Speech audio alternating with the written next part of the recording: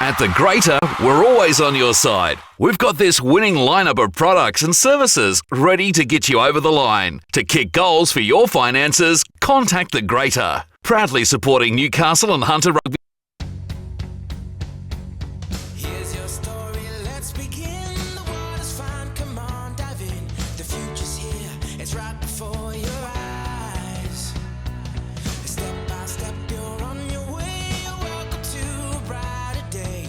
Don't you know it feels good to be alive? You could be larger than life, bigger than the world, living out the hopes and dreams of every boy and every girl. You could fly higher than the sky, shine brighter than the stars. You could have all you ever wanted, shoot the moon and reach for Mars. You know you could.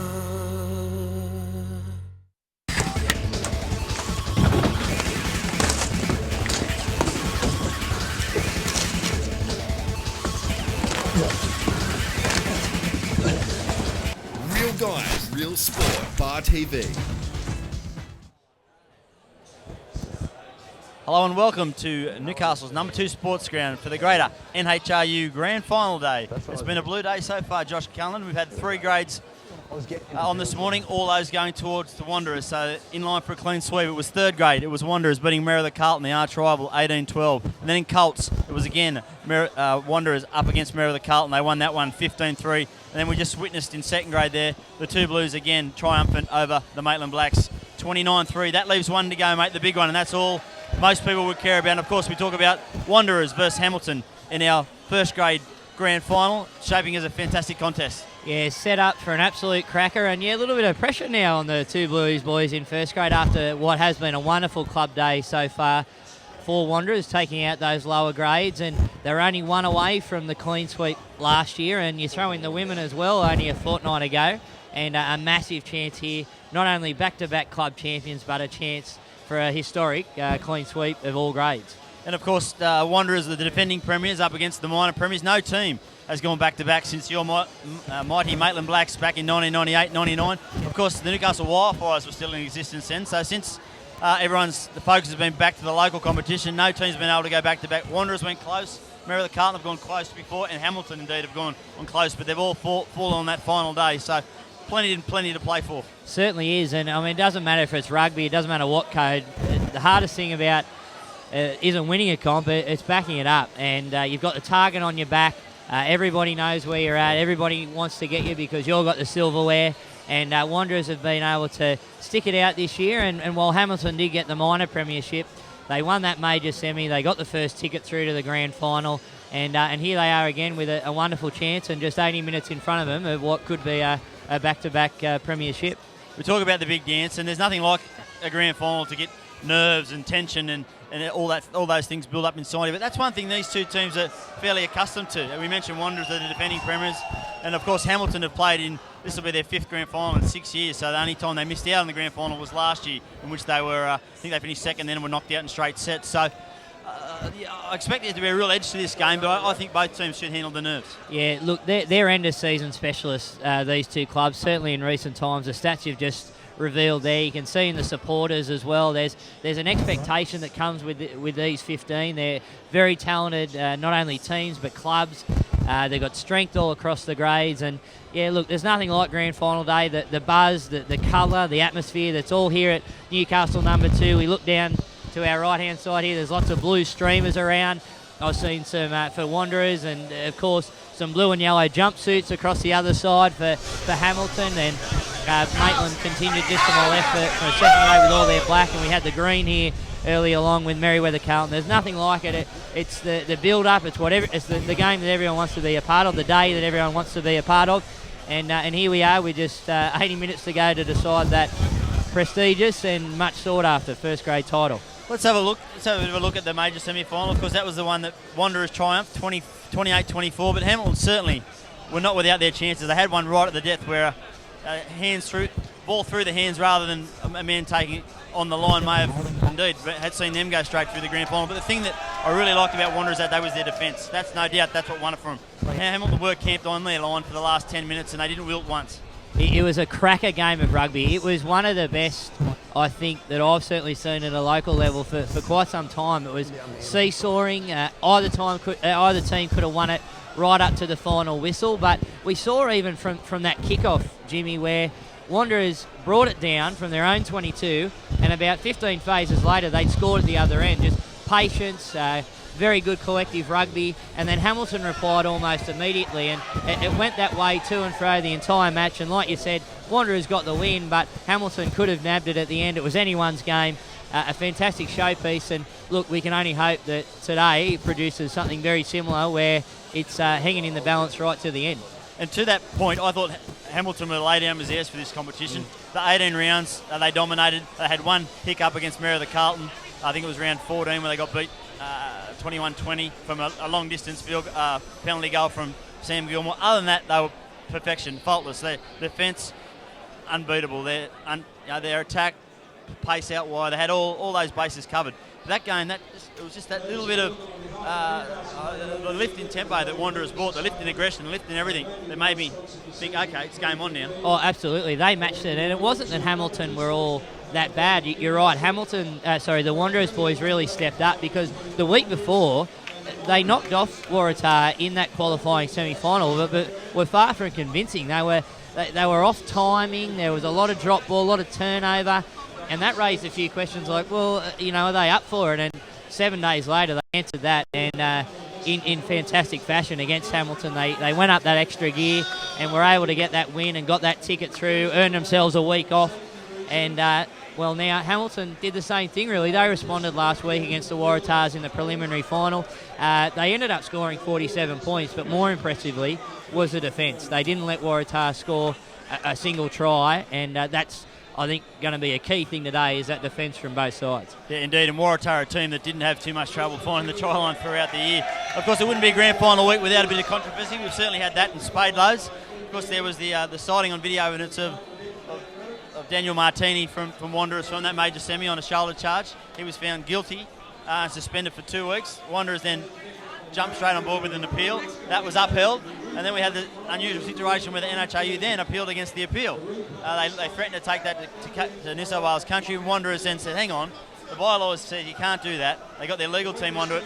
They ended up winning the day, and the NHRU withdrew that appeal to country. And of course, what that done has turned the rest of the Newcastle Rugby Union's eyes squarely on Wanderers. They've become public enemy number one, and no doubts that most of the support here, or anyone that's not wearing 2 blue anyway, will certainly be going for Hamilton. Well, it's certainly going to provide, I think, some fireworks early doors. I think that sting will certainly be in it, but I think, as our good friend from Bar TV, Gareth Wozniak, put it yesterday at the grand final lunch, there's been more sightings the last 2 weeks than Elvis at a 7-Eleven.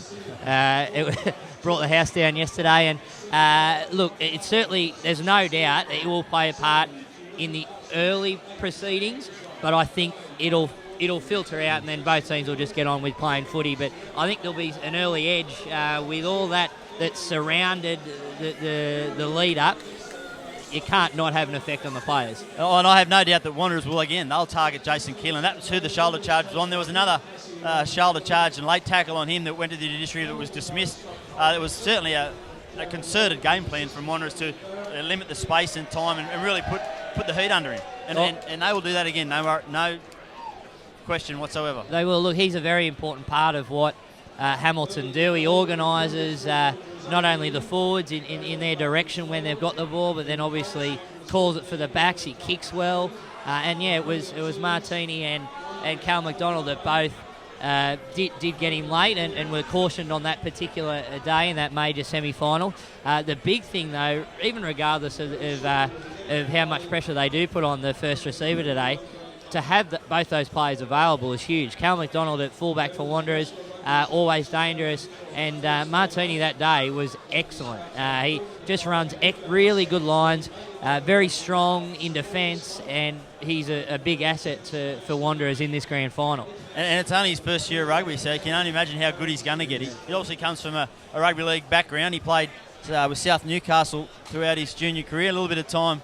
Didn't make the night system, so one that slipped through the cracks there, but he's got represented rugby written all over him. He's just he's a goer, is the best way to describe him. He just rips and tears, and he lives on the edge. He just lives on the edge. Sometimes he's still grasping the rules to the finer points of them. But speaking earlier in the season to the Wanderers coach, and they just can't believe how much of it he absorbs and how much he's taken in. It's like he's been playing for 10 years, not 10 games. Yeah, for sure. And I mean, in that first week of finals, I mean, he dropped a few balls through the advantage line, but it's because he's hitting the line so hard. And when you got a bloke like that who can do that on the fringes, always dangerous, and you want to get him the ball because he's going to get you across and give you that half break that you need to try and have a try. Of course, we're brought to you today by Bar TV, and we're going around the world today. We've got, I know the Glenn Turner from Wanderers is in Cardiff at the World Cup. He's tuning in with Andrew McCanch over in the United States, in Corpus Christi down in Texas. Early in the morning start for him over there. We're going to Belgium. Bill Cocky's got a fan club in Belgium. Daniel Murch, Wanderers second grade player who will also be on the bench. His parents in England are tuning in. We've got an ex-Wanderer in Nova Scotia. And, of course, Harry Rainbow, the famous Hamilton Hawk, and Peter Marner there at France, so we have to go to the World Cup. So we're spreading far and wide today, mate. So great to see what live streaming can do for grassroots sport. Bring us in the lounge rooms of those people. It's the absolute, it's the perfect example of that a game like this can go to all those people that have an interest back in Newcastle rugby to be able to tune in and check it out wherever they are in the world, and especially with the Rugby Union Festival that is the World Cup that kicked off this morning our time, England getting that win over the Fijians. But, yeah, for the opportunity to be able to tune back in and watch a local grand final for not only around the world, but there'll be people all over the Hunter and even, around Australia and in the Hunter that will be able to, tune in, check it out and see Wanderers and Hamilton go around in a first grade grand final. It's absolutely the beauty of Bar TV and a wonderful job they're doing to give everyone access to the sport they love at a grassroots level here in the Hunter. And for those unaware, it was a little bit of hold up here today. That we had a pretty serious injury. I think it's a lower limb injury to one of the Maitland Blacks towards the end of the second grade game, and the ambulance is just here making sure all the right precautions are taken before they cart him off to hospital. It's actually young Dom Punch, who I played quite a lot of thirds with. He's skippered us before. He's gone up the grades. He played a little bit of ones this year, ended up in second grade and has come on, and it's the full time was sort of called. I can't even really recall the incident, but the teams went off to the presentation and there was some medical attention in back play. So the Ambo is now on the field and taking him off, and the Black Boys have actually gathered on the far side of the field to clap him off. But hopefully, it's not too serious, and he'll be okay. But it certainly wasn't good signs early because there was some pretty serious attention, and of course, an ambulance is never what you want to see at a rugby field. So hopefully Dom's okay, and we can get on with the first grade game. And of course, it's not what does that do to the mindsets, to the approach to the pre-game preparation for the two teams in the shed? They're probably thinking, what's going on? We've been in the sheds getting ready for the last 10-15 minutes. They've done their warm-up. In their minds, they're ticking over, thinking we should be just about out there. What's going on? This is where the coaches really come into their own. A few extra butterflies, probably a few extra laps around the dressing sheds, cut a little extra high fives, probably a few more, come on, we can do this, a bit of encouragement from each other. But it's just that nervous anticipation, because all you want to do is get out there, and you just want to get that first pill. You want to make that first tackle. You just want to get involved in the game and get those nerves out of the system so you can settle in and play the rugby that these guys know they can play and they have all season. So they'll be very edgy in the sheds, no doubt about it, just wanting and eagerly anticipating getting out and being on this paddock today and looking at a picture as always, number 2, and getting amongst it. A bit of a southerly into, not too heavy, but grey skies, but sun still coming through. And after this morning, when it was absolutely teeming down here in the Colts match, this is actually perfect conditions compared to what was only a few hours ago. Yeah, it's a bit of a Melbourne day today, isn't it? It's woke up early this morning, it was a bit of sunshine, and then the heavens opened up, and there's still a lot of grey matter up in the sky, sort of circling the ground, but at present, no precipitation falling, and that wind is starting to whip up. It's starting to get a bit fresh here, and I imagine it'll only get stronger as the day gets longer.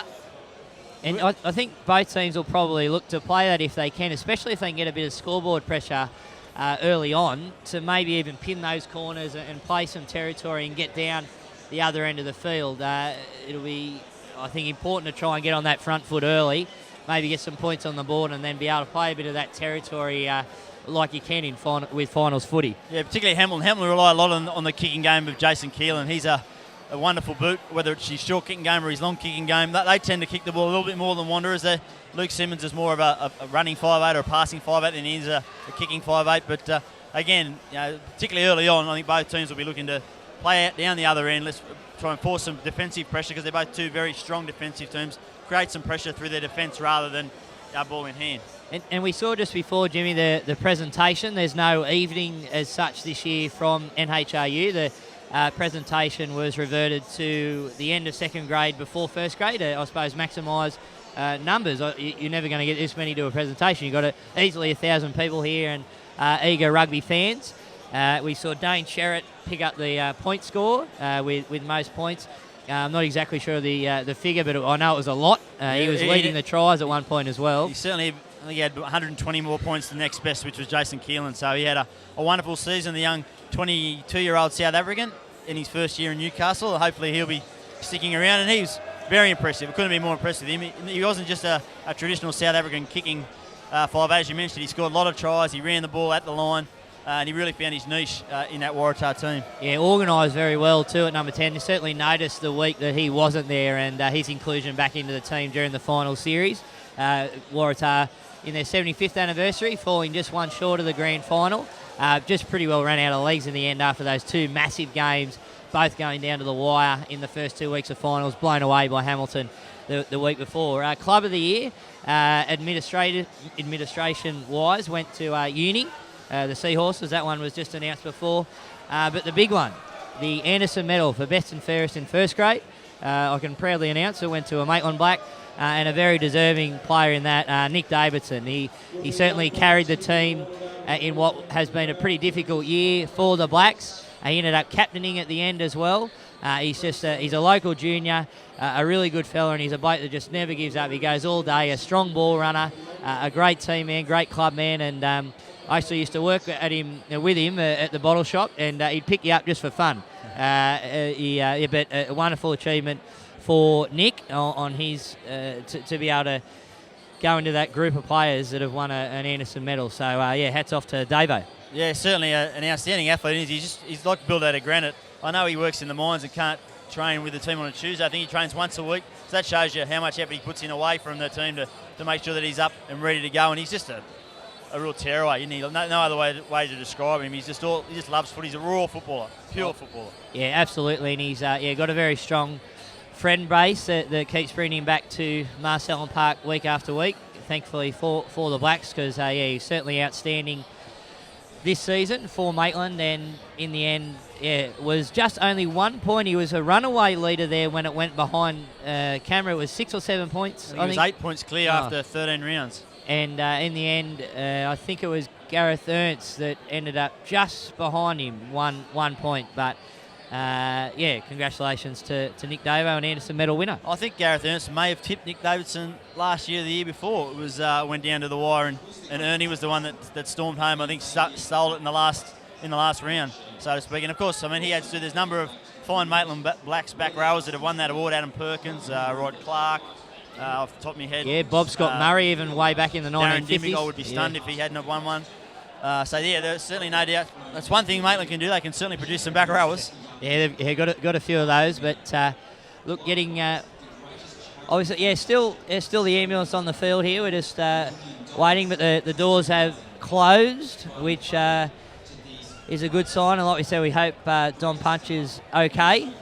You mentioned not only on Nick Davidson winning the Anderson medal, he's also in the Newcastle Barbarians team, which will take on New South Wales Country Development Squad as the curtain raiser to the NRC clash, the National Rugby Championship clash here next Thursday between New South Wales Country Eagles and Queensland Country, the old foes. Hopefully we'll get a crowd like this on Thursday night. That should be a hell of a match. NRC rugby's entertaining stuff with the law modifications. It's just try upon try. As they say, sometimes I think defence is optional. But it'll be a try fest, so hopefully Newcastle need to get out and support it, because if the Hunter region and Newcastle don't support it, we won't get any more big time matches, basically. So we need to see plenty of faces here, bums on seats.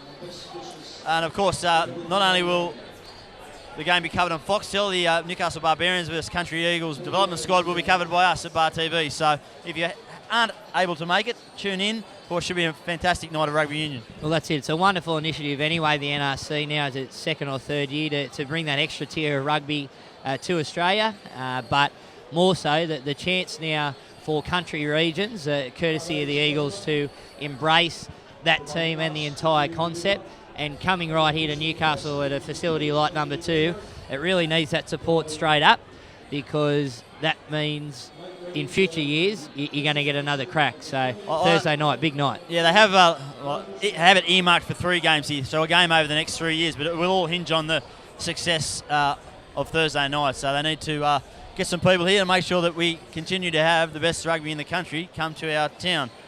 And fantastic lunch yesterday too, the grand final lunch put on by the Hawthorn Club as per usual. Had the all-star cast up the front with Rabs as MC, looking at not only today but the Rugby World Cup as well, and the thoughts of a few internationals on how that was all going to unfold.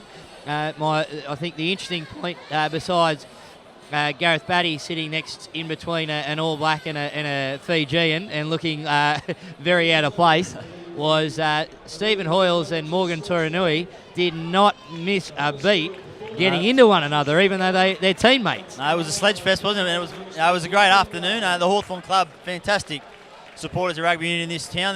They've raised over $500,000 in the, I think it's about 16-year existence it's had now. Of course, it started back in the days of the Newcastle Wildfires when they came into the Sydney Shoot Shield, and has been raising money and putting it back into Newcastle and Hunter Rugby Union for nearly on 20 years now. And again, it was one of their big lunches they have. They have 4 a year, and of course they're highly involved in the the introduction of the emerging Wildfires development squad, which will be taking on some of the other development squads, and will basically be a 6-week professional contract nearly, but without being paid, for the Newcastle young and best players, which gives them a little bit of taste of what is needed to get to the next level. And again, Tony Samble and his Total Equipment Group, the main benefactors for that, as well as the Hawthorn Club and the Newcastle and Hunter Rugby Union. So that all kicks off next week.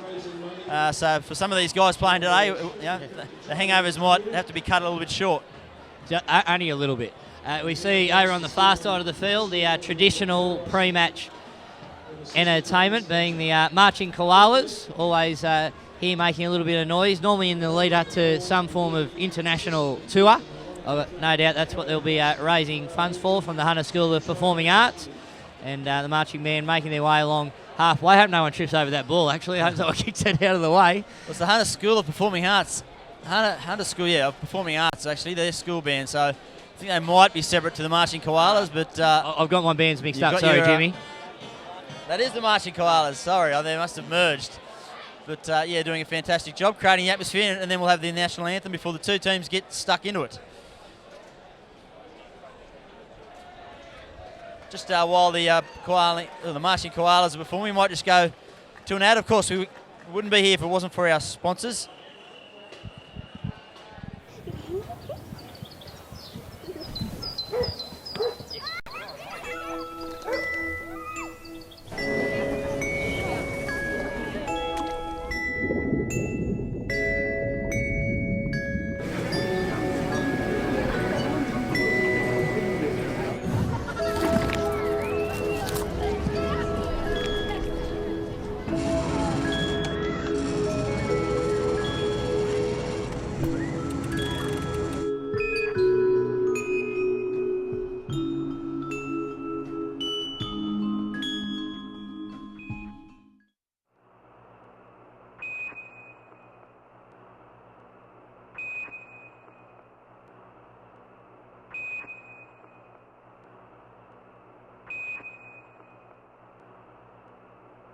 Union. At the Greater, we're always on your side. We've got this winning lineup of products and services ready to get you over the line. To kick goals for your finances, contact the Greater. Proudly supporting Newcastle and Hunter Rugby Union.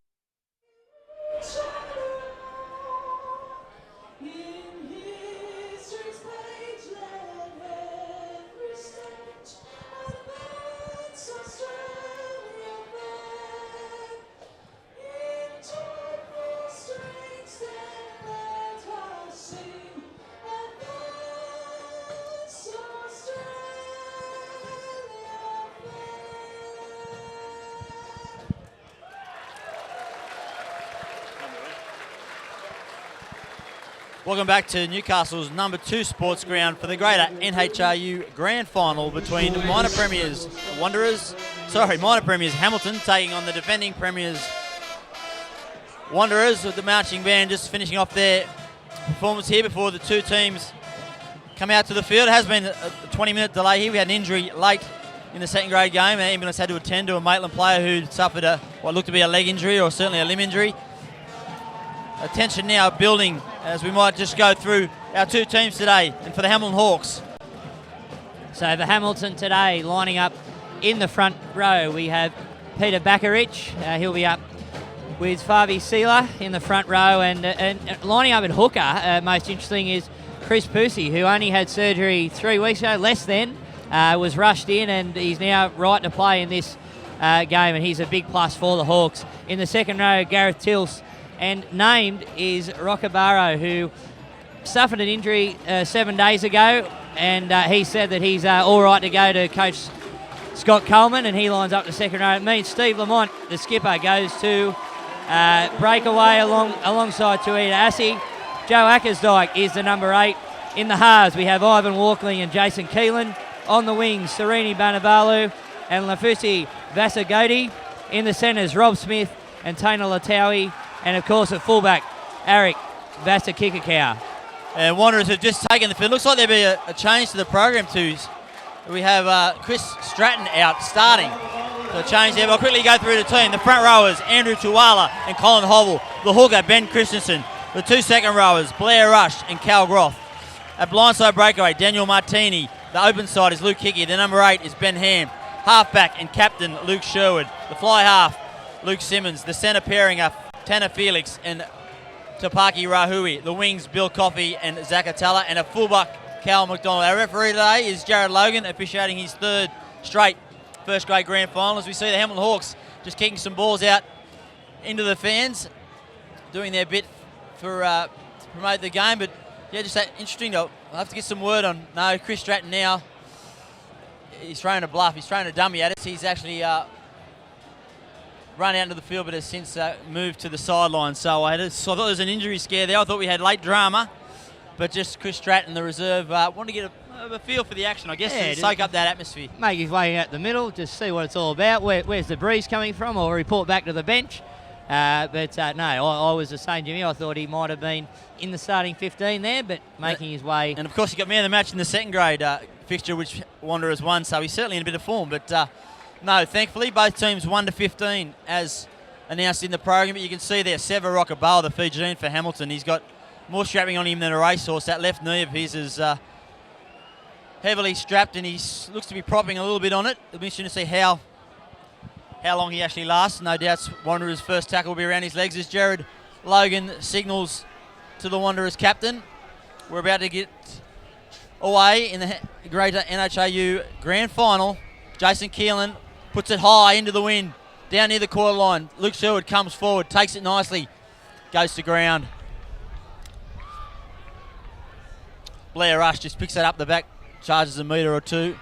Jared Logan not happy with it, says a little knock on there. He's picked it up, so maybe some few early nerves there, but a great opportunity here for the Hawks to strike first. Massive opportunity just off the kickoff, only one phase in. And that breeze has actually picked up a little bit more even in the last few minutes as we've been waiting for this match to get underway. But Wanderers only on their second or third touch, mistake on their 22, and Hamilton, massive opportunity here early in this game into the wind to get first blood. Scrum about to pack just outside the 22 metre. The Wanderers' end of the field. Ivan Walkling to feed the ball. Nice solid hit. Little shove. Ackersdyke at the back just shovels it off to Auckland. Low pass to Rob Smith. Picks it up on the bounce. Vasakikakau met with a thunderous tackle from Bill Coffey. Picks him up and dumps him into the ground. Looking for a turnover here, but Hamilton get the ball back. Walking again, short ball to Rockabaro. He makes a metre or two still, driving those big legs of his. Like pouring over the ball. A bit late to get there was Pusey, but they clean up in the end, the Hawks. Keelan got runners on his left. Straight ball to Lamont. He turns out a one tackle, finally makes the ground. Walkling again goes to the short side. This time Gareth tilts. Just gets over the ad line. Flat pass out to Keelan. Ball in behind. Tweedy Assie slips a little ball. Rob Smith dancing, caught up high, goes to ground. Folding around the corner here, the Hawks. Instead, they come back to the right side. Bassett kick a cow, puts it on the boot. Pouring through. Simmons held caught in the air, met with a wall of defence. Big tackle. Looking for a turnover here, the Hawks. Stacks on. Wanderers do well in the end. Still very scrappy, slow. Not going anywhere at the moment.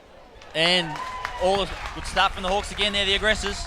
Yeah, very much. Nice little kick in behind there. Good bounce too for Hamilton in terms of that ball just holding up right near that touchline.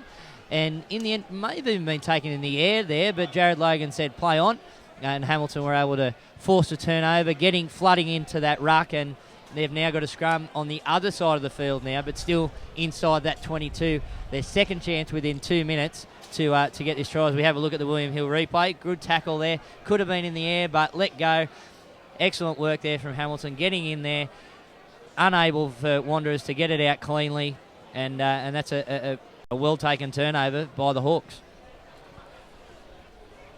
Another solid engagement at the set piece.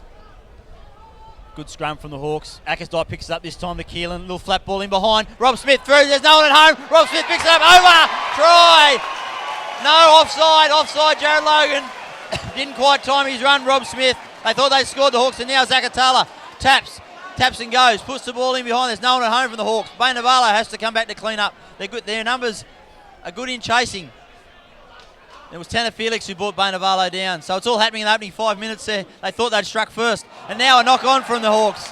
Playing it out of their own line. They thought they struck first, Hamilton, but with that try in behind, it was a dangerous size. It was certainly well executed, but just offside. Oh, sigh of relief there for Wanderers. That looked a try for all money. If it was offside, there wasn't much in it. Like you said, well executed. I reckon that would have been a bit of a talking point by the Hawks in the lead up to this match. How can we get in behind the defence as we look at the replay? Keelan, I don't know if he's got the right bloke there. That's momentarily looking good. I think that's a try anyway. Pulled up it was. It's not a 5-pointer for the Hawks, even though they thought they had it. And Wanderers have now got the ball inside the opposition half. It's 0-0. That could have been the breakthrough and a very valuable one there for the Hawks.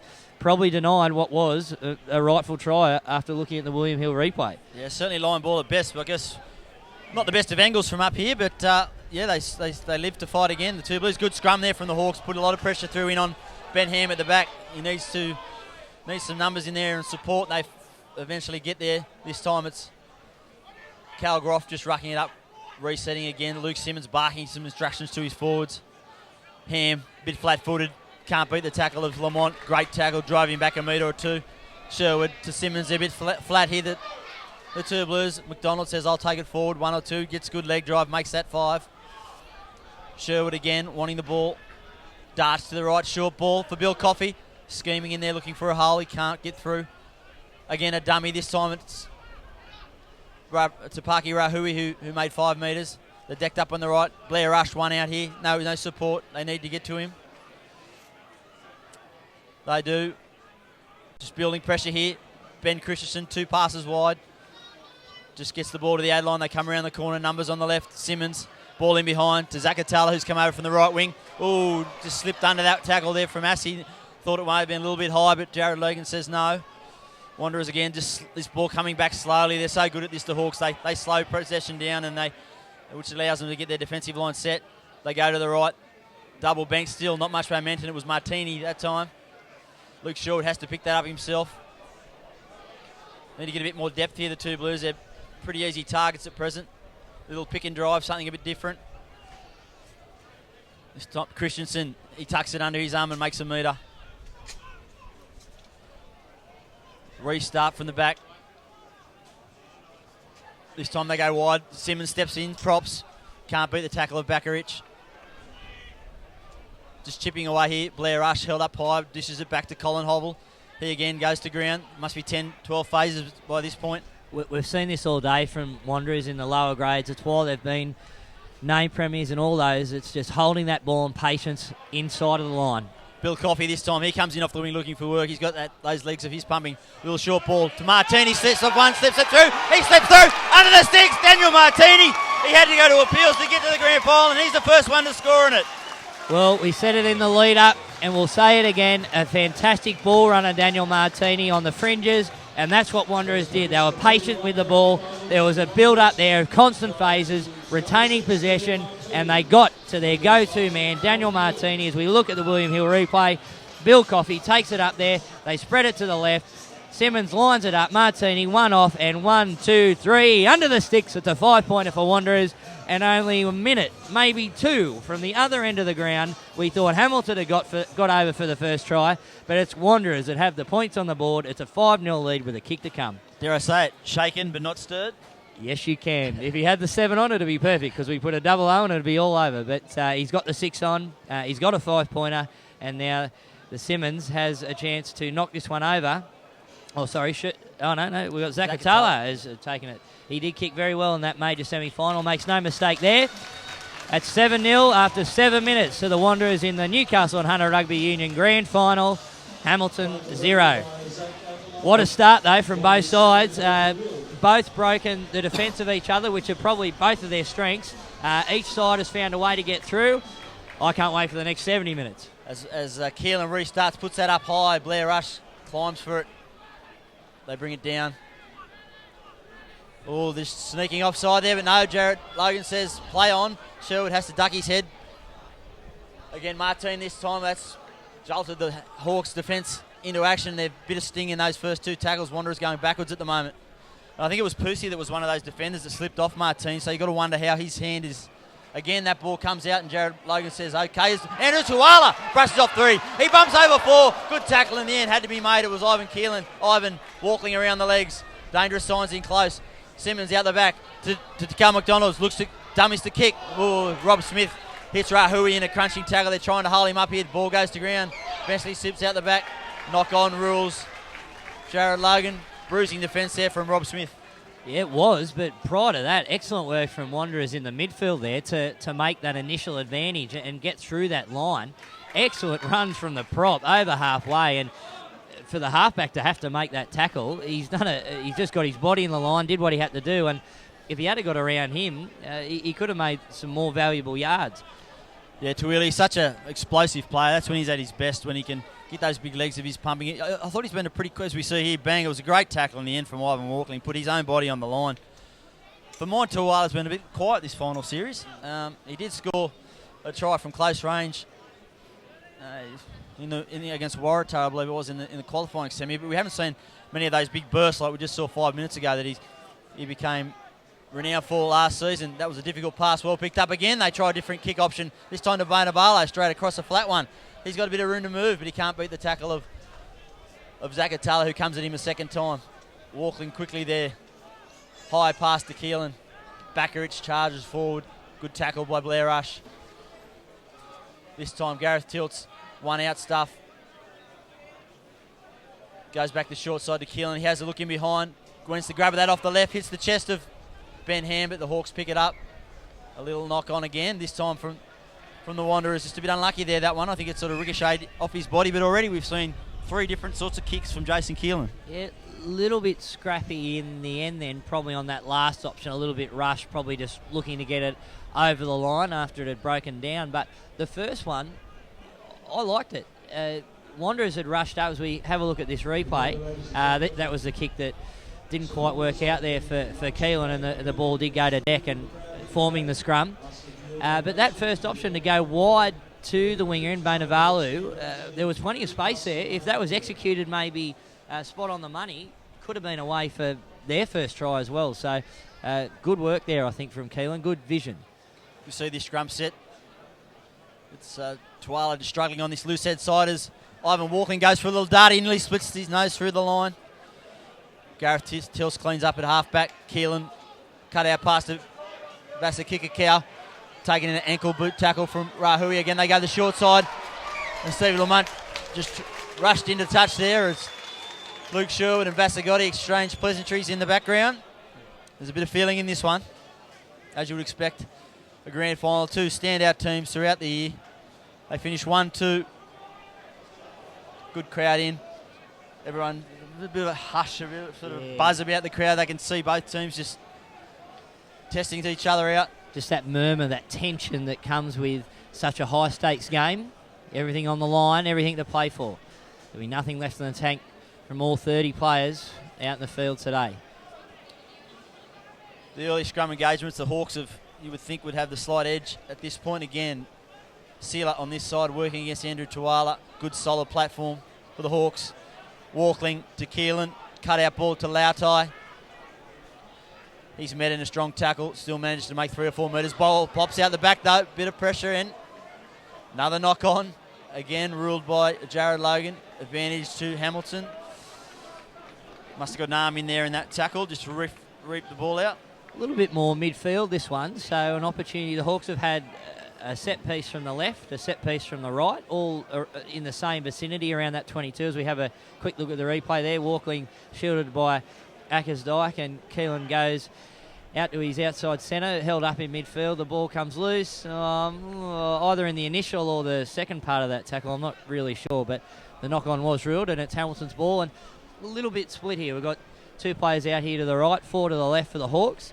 Interesting to see what happens here. And Luke Simmons blind. just standing a little bit deeper at fullback too after that initial grubber kick. Caught them unawares as Vasa Kikakau comes back infield on an angled run of about 5-10 metres. Keeling. This time it's Bakarich. Trucks it forward. Keelan barking instructions to his forward runners. He's got Lamont on his inside. Instead goes to Ackersdyke, who's met with a great tackle. Luke Sherwood down low. Luke Hickey with him. They go to the left again. Keelan, dummies, takes the line on. Caught up high, but eventually gets to ground. Walkling knocks this one over the top. Zacatella has to get back. Horror little bounce to him. Bane Barlow's up in his face. Shrugs him off, tries to get the ground. Wanderers get there in numbers. Ball slow to come out the back. Ben Christensen, they just restarted. Ben Ham, it is driving tackle. It was Sealer, used all his weight to knock him back on his heels. Sherwood finds Atala. Knocks this one downfield. Not an great angle to work with. Keeps it in touch. Up near the halfway line. Chance to counter here. Assey winds up. Takes a little goose step. Stops. Props. Knocks over the top of Luke Sherwood. Just carrying on the form from last week. He was really strong, Assey. An offside penalty here. Quick tap taken by Assey. They're backpedaling here, the 2 Blues. Bakarich has his hands on the ball. He's only 5 metres short. Scrambling to get their defensive line back in check. Numbers right. Again, they go from close range. Walkling dummies. Tries to find a gap. Dives at the line. Can't quite get there. Ball a bit slow to come back. Lamont searching. This time it's Silla with his hands on it. He burrows forward like a wombat. He tries to get there. They hold him up. Arms under it. Jared Logan says held up. Good cover defence there. Maybe a bit lucky there. Looks like he's got plenty of his arm around that ball, but Luke Sherwood it was. Had his arms wrapped around it nice and tightly, and Jared Logan was on the spot and said no. 5 metre scrum. Excellent defence, but not much in that. There would have been a blade of grass or a bit of strapping tape. He burrows, he pushes, he pulls. Oh, I tell you what, there might be a fingernail, but that'd be about it.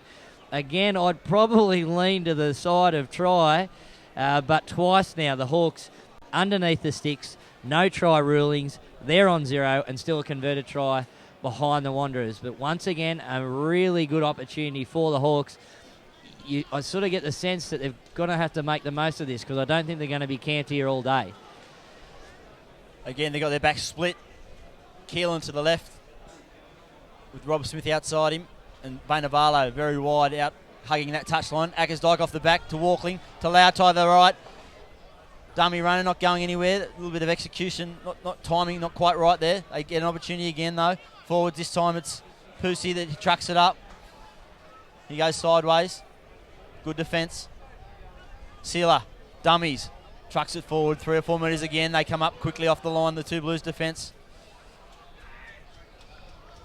Hamilton go to the left. Keelan in behind a runner. Not much on. They need to get organised here. They're a bit scrappy at the moment. Bit of a dust up in back play.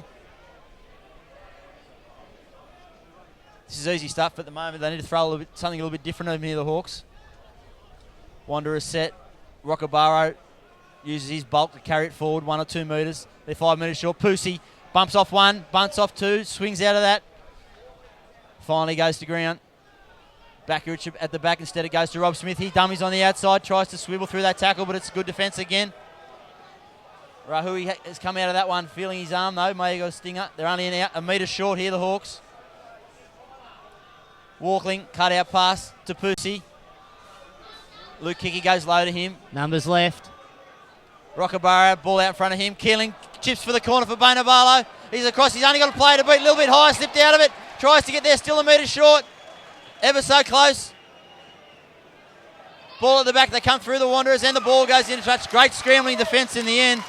I'm not sure the kick was the right option there, but it nearly paid dividends. It was a great cover tackle. I think Luke Simmons in the end that got over there. A tackle that had to be made. They're just hanging on the 2 Blues. Again, excellent defence. They've been able to hold the Hawks out, the 2 Blues.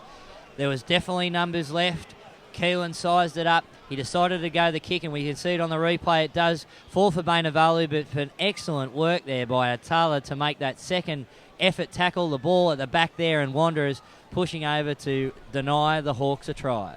Line out, they go short to the front. Rockabara pulled it down. Wanderers, good defence from that one. They brought it straight to ground. They reset though.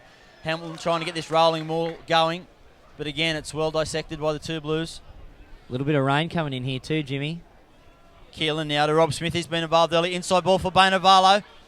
Stuck his nose through the line, but couldn't get his arms free. Rockabara's still managing to go well on that knee. He snapped his medial ligament and did meniscus damage, but he's a true warrior out there today. Keelan, show and go. Had the banana leaves on it overnight. Walkling now in a bit of a bunch here. So far, the 2 Blues defence has held strong. Just a little bit scrappy. Ackersdyke picks up from the back. He gets caught sideways. Walkling goes to his winger. It's Pussy out there, and he's buried in the touch again. Great defence from the 2 Blues. Excellent from Wanderers. Very strong. Nothing through their line. 2 very close calls. The grubber in behind and the burrow over, but overall, from side to side, the defence has been excellent from the Wanderers. Wanderers go the short option here at the line out on their own ball. They go long to Martine. He's met in a bell ringer. Was there shoulders in that? Yes. Jared Logan says it's okay. No. Drew Trunks, the touch judge, has got his flag out. Oh, it's on here. It's on. They've responded. Pushing and shoving. No punches being thrown at the moment. A bit of lip going. Certainly edge of the seat stuff. Drew Tonks, the touch judge on this side, had his flag up. Assey and Calgroff exchanging numbers. Some laughing. Both Jared Logan finally gets control. So have a look at the William Hill replay. Set move. Great move off the line out. He rushed up. Rob Smith. With a shoulder charge potentially. Drew Tonks, the touch judge, has got it. I'm not sure if it's enough for a yellow, but there have been some given out during this final series for the same offence. It looked, well, it certainly at live speed at first glance felt like he was going for the tackle. On the replay, may have been a little bit more of a hint of a shoulder charge. It's going to be a big call whatever way this goes for Jared Logan on whether he stays or goes here, Rob Smith. Certainly deep in conversation. He was excellent too last week for Hamilton. He's been strong again straight up too. Almost got that first try. Almost went over on the right-hand side as well. Steve Lamont just talking to Jared Logan. It's going to take some negotiating here from Steve Lamont, I think. With the arms. Calls up Rob Smith. Get his third until he reaches for his card. And yellow card, first one. Rob Smith. And of course, given the controversy in the lead up to this game, I think both teams are on high alert that anything that was remotely illegal would be dealt with severely.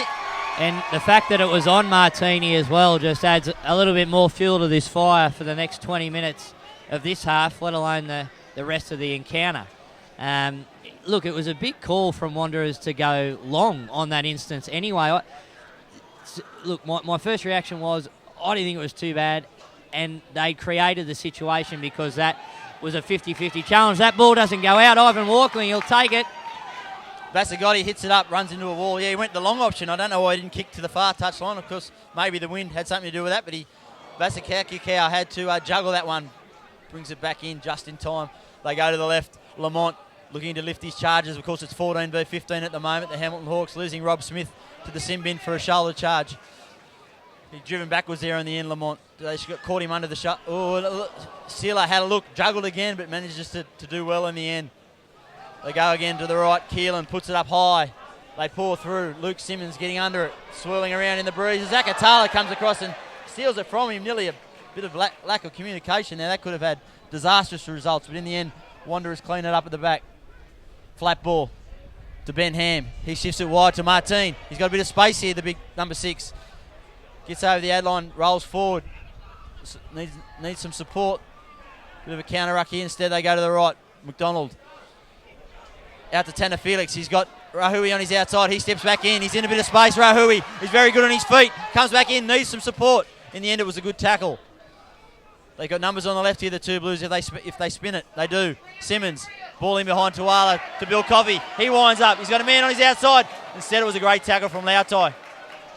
They get in to clean up. Hand in the ruck there. Ooh. Says that was holding on. It was the call there from Jared Logan. So a little reprieve there for the Hawks. Yeah. Wanderers certainly building towards something. Fantastic tackle there by Lautai.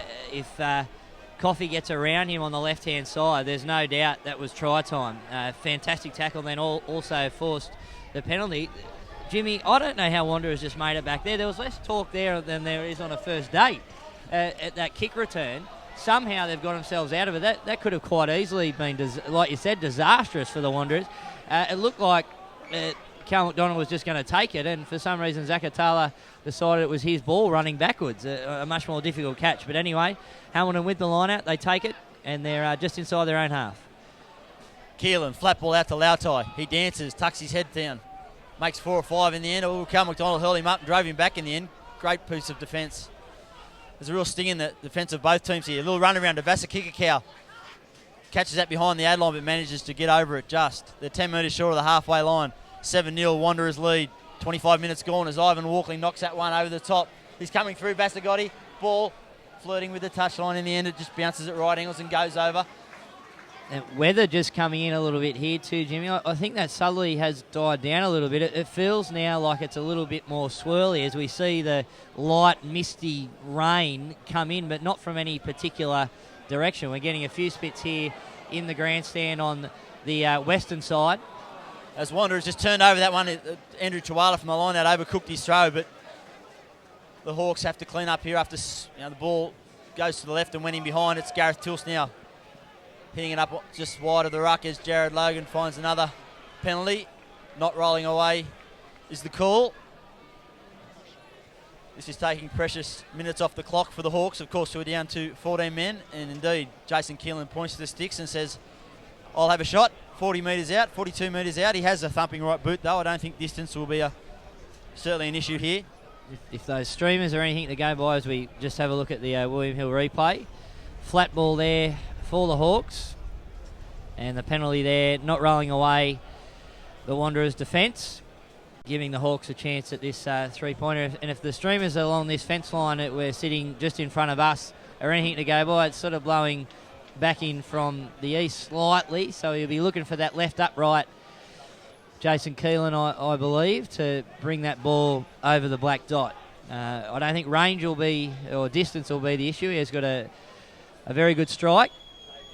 We'll just be getting that direction right, and moves in. Jason Keelan hits it fairly well, but has it got in between the posts? No, just shaving to the right-hand side, and Cal McDonald takes it, grounds it, and they'll take it back out for a 22 restart. Hamilton yet to score. They've crossed twice, only to be denied by the referee. They've missed that penalty, and it means that Wanderers still have that 7-point advantage. 25 minutes into this first grade decider. Zakatala sends that downfield, caught 10 metres in his own territory by Ivan Walkling. He finds Lautai. They go left to Assi. He puts it on the boot. Luke Simmons comes forward. Now they've got a chance to counter here, the two Blues. Zakatala sizing up his options. He spots a little hole. He steps on the outside. Vasagotti comes up. Bill Coffey in pace. He's got a prop coming across. He won't catch him. Vasakikakau comes in. But the pass goes to no one. Now Vasagotti looks down that left touch line before being met into touch by Zakatala. End-to-end stuff that both teams willing to test their arm, particularly in kick returns. Yeah, especially from Wanderers there. That was excellent work bringing it from the eastern touchline across here to us. Fantastic work, but it was created because Hamilton put in a bit of a nothing kick in behind, gave him the opportunity, and here the Wanderers are inside the Hawks half. Again, Martin winds up, he's in a hole again. He's got 2 to beat. He can't beat the tackle of Auckland. He does enough to bring him to ground. They've got numbers on the right here, the two Blues. Simmons finds McDonald. Ball out to Tanner Felix. He's got Rahui on the inside. He comes back. Again, good defence in the end by the Hawks. They had to scramble and they did it well. Man down for the Hawks.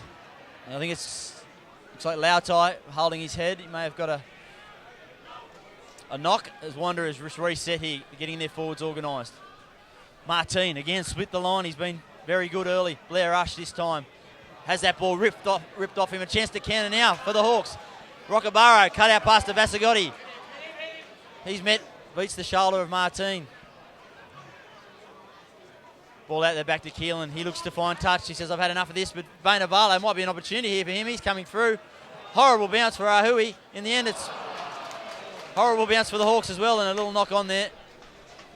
Gives an opportunity for both teams to catch their breath. This has been end-to-end stuff. Yeah, those last 2 or 3 minutes, little nudge in behind from Hamilton at the other end, turned into a counter-attack from Wanderers, who went deep into the Hawks half. Hamilton got it back, and they said, look, let's get rid of it to that far touch line, and Wanderers missed it, Hamilton missed it, and now it's a Wanderers ball. It's their first first scrum with their feed, to be honest with you. Most of the feeds have come from Wanderers' mistakes, therefore have been Hamilton Hawks feeds. And almost the first time they've been down this half outside the try. Hamilton have been banked up there, but denied those points that they've been after early in this game. Now the two Blues back inside this half. Can they make it 2 tries from 2 visits?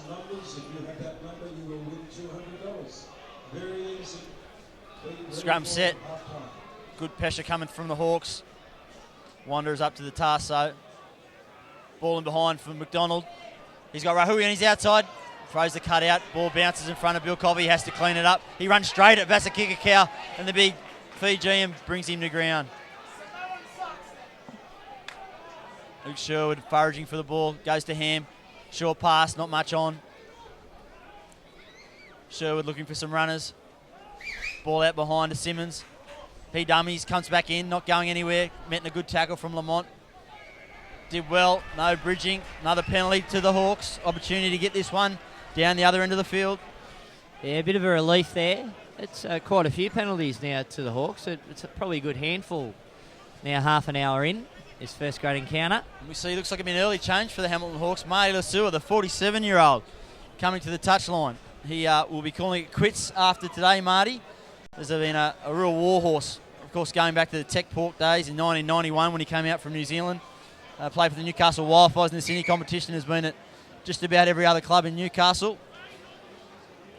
Yeah, great article on the back page of the Herald today from yourself, Jimmy, with Marty, and like you said, a warhorse, a man that's been around many different clubs, but this competition for years and years and years, God knows how many games, I think was the expression, and I think that's spot on the money. He's been in that many rucks and mauls within all of those encounters, and he always makes a difference, and here he is with a chance to do so in a grand final for the Hawks. Yeah, his first premiership opportunity too. Hard to imagine you play that long without playing in the grand final, but Marty, he'll certainly cause some problems for the two Blues at the breakdown. He's a real strong pilfer of the ball, as we see the Hawks here mauling the ball a good 10-15 metres off that line out. There's a bit of afters going on between Rockabaro and Blair Rush. Oh yeah, didn't like it. Drew Tunk saw it as well. Rockabaro threw a little punch there and has been pinned for it, looks like. There's Jared Logan blows up. Martin comes in. Rockabaro was treading. This has got powder keg written on it. It's going to explode here in a minute. One of the Wanderers players down on the ground. I think they're responding to a little bit of rucking, from what I can understand. Martin still wanting to have a go. Well, Martini, still wanting to have a go. Something done there to really upset him. Didn't seem like much to start, but someone took exception, and then the rest of the boys were in from either side. Bit of pointing, bit of shouting going on from... You see the William here replay here. Yeah, it was a little tread there. I think it was Assey that did it on Bill Coffey. A little slipper. As we see Rob Smith as well make his way to the sideline Cal after Groff. his 10 in the bin.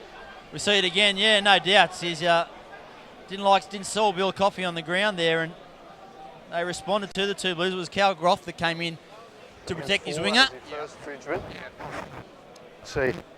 4 was on the edge of the number 5. And that all came from, I think it was Rockabaro in an early exchange to a push slash punch at Blair Rush, which I think the touch judge had picked up, and then from there things just escalated. Always had Okay, the I haven't. I've seen that. to To the bin. after So what we'll has go been penalty a to fairly Wanderers. controversial lead-up in the Right, last number 7. week and fortnight since these two teams last met. Yeah, it is Tweedy Assie's the man. He's called out. And you know what? Just as Rob Smith is getting ready to come back on, there's a good chance that, and there it is, Tweedy Assie finds himself spending 10 in the bin, and so I don't they think get, you have too many arguments with that one after seeing the replay, to be honest. not really, but for the Hawks, what it means is that just as they thought they were going to be back to the full complement with 15 men and Rob Smith coming back from the sin bin, he just high-fives Assie on the way through because that's where he's going to sit. The seat's already warm.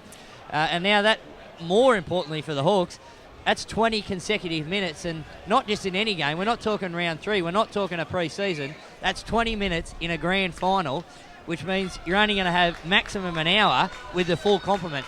The Hawks have got to do a massive job here to hold out and keep Wanderers to only 7 before half-time, because if they crack it again here, not only scoreboard, but mentally that's going to be a big drain. Indeed, and Assie is one of their certainly game breakers. He's one that does put a dent in the defensive line. As we see Rob Smith come back onto the field. Wanderers go short at the line out, but they lose it. Well, both those players were very close to Dusthound man of the match last week. They were excellent for the Hawks in that win against the Waratahs in the preliminary final. And, of course, the man of the match today receives the Hipwell medal, named after, of course, John Hipwell. The second year it's been in recognition of him. It's a great initiative for the NHRU. Yeah, former Wallaby captain is Martini again. Beats the first tackle. Wanderers got numbers on the right. They go that way. Ball in behind. Luke Simmons slips through his hands. Maybe the weather's making the ball a bit greasy. Still, they got a bit of space. Rahui gives the ball to Atala. He tiptoes down that right touchline. Can't beat the defence. Flat ball again in behind. This time they got numbers here. Martini needs to pick that up. He just overcooked it. A little anxious. A little too over enthusiastic. It was on though. Had the ball gone to hand, they had numbers on the left. It's Martini's only downfall. There's some loose carries in him, but you'd play that any day of the week because of how dangerous it is when he gets it. And again, in the right position here, as we see the William Hero play, coming through the back line, in behind, and I guess just the run wasn't quite timed. The pass was a little bit high, but again, on the fringes, twice we've seen him break through. Once for the opening try, second one not far from another, and third time not quite as lucky for Wanderers, but again, very dangerous on those edges. This scrum set 10 metres short of the halfway line. Hamilton to feed. The scrum contest has been very willing. Ackersdye picks it up at the back. Can't beat the tackle of Martini, who's around his legs. Ball at the back, it spills out, not alert there. I'm not sure where Ivan Walking was. He might have been caught in the ruck, but Wanderers have got a turnover here. And now they've got numbers on the right. Ball called one arm, bring in by Martini, showing all his skills. Again, ball in behind to Cal McDonald. Goes to no one, loose pass. Somehow Rahui picks it up. He's wrestled to ground by Rob Smith. Getting back in the thick of things after spending 10 in the bin. Ball just a bit sloppy here at the moment. One out stuff. This time Tuala picks it up from the back. He makes a metre or two. Sherwood Bill Coffey comes in looking for a hole. Can't get outside. Ackersdike wrestles him to ground. They go to the left again. McDonald. Caught up high. Needs to get the ground. Steve Lamont's around the ball. Eventually gets there. They need to clean out here, the two Blues. Good counter-rucking from the Hawks. And yes, they take the advantage there. Good defence. It was Steve Lamont and that man, Marty Lasua, who had their arms wrapped around the ball, and Cal McDonald couldn't get the ground. Wanderers took it in, so Hamilton feed. The temperatures just dropped a couple of degrees in the last few minutes. I might wander over to those Hamilton boys to see if I can get one of those onesie suits. They look pretty warm over on the opposite side of the field. We'll look at the replay here. Wanderers taking it to the Hawks defensive line. caught up there in the maul, forms into a ruck, but gets very messy there. Ball held. You don't often see Cal McDonald unable to get to ground, so it just shows you the strength of Steve Lamont, who's been very busy, as you would expect, in the opening 35 minutes of this contest. Relishing that opportunity at breakaway. Yeah, indeed. He's New South Wales country hooker, but plays club rugby, preferably on the side, where he has it. I guess it doesn't take as much out of him playing on the side because he's such a strong ball runner and defender. As Jason Keeling takes the line on there, they go to the left again. This Lamont, that man, he finds Balavalo in space. It becomes a foot race. He's got one to beat. Luke Simmons comes across, does well in the end, wrestles him to ground. Still, they got numbers on the right now. The Hawks, they need to spread it. Ball bouncing along the ground. Marty Lasua picks it up, finds Rob Smith. He's got Vasa Kikakau on his outside. He's got Andrew Tuala outside him. Tuala comes across and just does enough. The big fella, the big prop, acting like a winner there. And knocks Vasagotti in the touch. It was a big play that needed to be made. And it was a big man that did it. What a defensive read from the prop on the edge of the field. He sort of showed him the sideline, didn't he? And then Vasa Kikakau, as we see this ball come across, a little bit messy there, but Marty doing the right thing to get it to Rob Smith, the cutout ball, and Vasa Kikakau, bang, just there, had the opportunity to probably cut back inside, as we see the take go back there, but the prop doing a fantastic job to take the Hawks over the sideline. Could be a turnover here, only 5 out though. Held up here from Jared Logan. Not sure what the call was. Penalty, obviously. Just creeping up offside a little bit too over-enthusiastic. Yeah, but it was just that instant. The defenders had done enough to force Vasa Kikakau into making that pass, and it was just in that exact instant that he delivers, and Wanderers read it like a bedtime story, and it was all over for the Hawks. Still denied their first point, 7-0 to the Wanderers in the closing stages of this first half of the 2015 Newcastle and Hunter Rugby Union decider. Of course, proudly brought to you by Bar TV Sports. And of course our partners, Greater, NIB, Viatech, Tulloch Wines, Tui's and the Newcastle Herald, as Ivan Walkling floats a long pass out to Rob Smith, caught flat-footed but comes back in on the angle, finds a hole. He's only got Bill Coffey to beat. Coffey bulldogs him to ground in the end, but dangerous signs here. Could be a turnover here too. Bit of a loose carry there from Smith as he went to ground. They clean up here, the two Blues. Again, the Hawks threatening but unable to find that final pass or that final play as they just knocks that one. Only 10 metres gain. Ooh. But the knock-on ruled an advantage to Wanderers. None played, so it'll be a scrum. 15 metres out from their own try line. Look, we're nearing half-time here, Jimmy, which means that we're almost on the 40-minute mark, which means Rob Smith has only been on here for 30 minutes with his sin binning. He has been enormous. Every time he's had the ball, he has looked dangerous, and once again just sized that up beautifully, back near almost halfway, took it back to where the traffic was, but he saw the gap, executed well, put on the burners, and he was away. It was only a tackle from Bill Coffey from the Wanderers that brought him down short of the try line. He just received a little bit of treatment there on that shoulder of his, which he had trouble with early in the season. Got a bit of attention from the trainer, so there must have landed awkwardly as he went to ground. So for the Hawks, chances they certainly need him on the pitch for the remainder of this game. Again, big scrum. There'll be a lot of pressure come here from the Hawks. Yeah, good big shove. Push. They've had to clean up at the back. Ben Ham did well. He makes only a couple of metres though. As Sherwood burrows in for the ball, finds Cal McDonald. His banana kick only manages to chew off about 15 metres, so the ball just outside their 22. Another perhaps final opportunity for the Hawks to launch a raid in this first half. I think the two Blues will just be happy to see half-time here. They've got a 7-point advantage. The Hawks have had all the pill down this end of the half, and if they can go in there with that lead, I think they'll be more than happy because they've done a lot of defending. They go short. Rockabara at the front. Finds Lamont. Nice little work move. Little loose carry though. The ball slipped out the back. Play on, says Logan.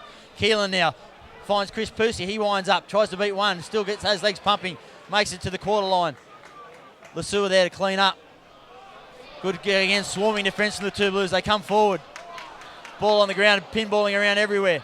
Finally pitched off the ground. But yeah, a little knock on there. It was a Wanderers player who slapped at the ball early on, and then another scrum, this time central field, 35 metres out, or 30 metres out, another opportunity for the Hawks to attack, but so far everything they've thrown at Wanderers they've handled. bar that little grubber in behind, which we saw in the very opening minutes, which was pulled back for offside. Other than that, the defence has been outstanding. Very scrubby here. The ball, it was like a pinball machine. It was here, it was there, it was everywhere. And Cal McDonald thought he'd struck gold. He goes, "You beauty, I'm going to get rid of this down the other end of the field." And he found space, would have camped him down into the other end there, but called back for the knock-on. And Hamilton, is this it? Can they crack this defence on the stroke of half-time and pin one back on Wanderers? I'll tell you what, they need to. They've had all the ball down here. They've got to have something to show for it. And they are a man down with Tweedy Assey going to the bin, but certainly hasn't disrupted their scrum, although that one was a bit sloppy at the back. In the end, Walkling has to clean up. Flat ball, flat-footed, Vasa Kikakau. He gets it back to the ad line. Good work in the end. Ooh, Luke Sherwood nearly won a steal there. He was strong on the ball, but was cleaned out late. Inside ball for Gareth Tilse. That was telegraphed, that one. Easy target for the two Blues. Bit scrappy, ball slow to come back. Walkling dummies and then finds Chris Pussy. He hasn't had that explosive impact we're so used to so far in the opening half. He's been well contained by the two Blues. Jared Logan just telling him to get back on side. Blair Rush comes up, meets Gareth Tilse, who didn't just made over the ad line. Again, nearly a turnover. Throwing numbers in there. This time Pussy says, winds those big pumping legs of his. Makes it 4 or 5 metres. Finally gets some momentum going for the Hawks. Been a bit too much sideways at present. Ball in behind to Smith, to Lautai. This time the Bass, the kicker, Cow was out there, but the ball went astray. Over into touch, and again, the defence of the two Blues holds strong. Couldn't get through the middle. Tried to go wide. Over the sideline. Another tick in the box of the Wanderers defence, as we can see the crowd over the other side of the field there. A few Maitlandites in black and white still hanging around watching, and of course those in the blue and yellow. The Hamilton Hawks there with the sign. Wanderers on this side of the field. They've done the smart thing actually. It's now starting to rain. Not silly here in the home ground. No, they know the home ground well. Under the cover. We'll rain is getting just a little bit heavier here. Bit more constant. Looks like we're talking to Tweedy Assey. I'm not sure what that was for, but it's Daniel Martini now who spends 10 minutes in the sin bin. Not to get confirmation of what that one was for, but not happy with things. So now it's Wanderers' turn to play a man short, just as Tweedy Assey from the Hamilton Hawks is about to retake the field. I don't think there's any real chance to sight that one at half-time. That's just 10 in the bin. So that's now 2 Hamilton Hawks that have gone back-to-back in the sin bin, and now Wanderers down to 14 themselves, and it's going to be either side of half-time. This could play a major part here if, as we see, Assey actually just make his way back to the field. So for what will probably be the last play of this half, we have 15 on 14 for the first time this match, the opposite way, with Hamilton now having the full complement. And this could be, well, it's probably going to be the last throw of the dice in this first half. They can get a try here, telling blow. They go short, uncontested at the front was Gareth Tilse. Wanderers pour through there, not allowing Hamilton to set that maul up. They finally do in the end. Still, they've lost probably 5 metres.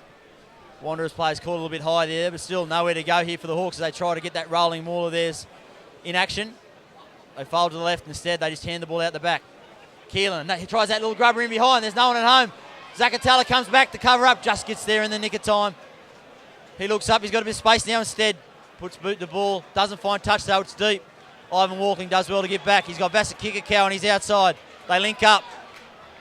He has a look, dummies. Beats 1 defence, it was Cal McDonald. Beats 2, beats 3, slips out of another. He's got numbers on the left here. Ben Christian came across and made a big tackle, had to be made ball and all. They've still got numbers on the left. Gareth Tilse now, cut out ball to Pussy out there, playing on the wing. The big hooker comes back infield. Taking the ground 8 metres short. The Hawks building here. Bakarich ducks his head down, just recycles possession. Numbers on the right. Keelan takes to the line, inside ball. Akers-Dyke was a bit slow to get there. They wrap him up easily. Keelan again, still down in back play. Got a little knock there. This time Gareth Tilse trucks it up, hits the ad line. They're 6 metres short. They need to get some points on the board before half time, you think. Keelan again, that ball sloppy. Rockabaro, he beats 1, he beats 2, he backs into it. Still not going far. Keelan looking for some runners. Lamont points to the right. Gareth Tilse trucks it up. Met down low by Cal McDonald. Just going inch by inch here. They're 5 metres short, the Hawks. Again, so close, the Hawks. But can they crack this Wanderers defence? They're holding on the two Blues. Rockabara again has it has a dib at the line. I'm surprised he's lasted this long, given his injury. He's still working hard. Edging closer here, Hamilton, edging closer, phase by phase, phase by phase. Trying to crack this Wanderers defence. It's been strong for this entire 40 minutes. Must be only inches short. Looks like they're caught underneath there. Jared Logan inspecting things. He says held up. It's the second time we've been held up in this half, and Jared Logan does indeed blow half-time. So half-time in your greater NHRU Grand Final. It's Wanderers 7 leading the Hamilton Hawks 0. We'll take a short break and we'll come back with some analysis of the opening 40 minutes.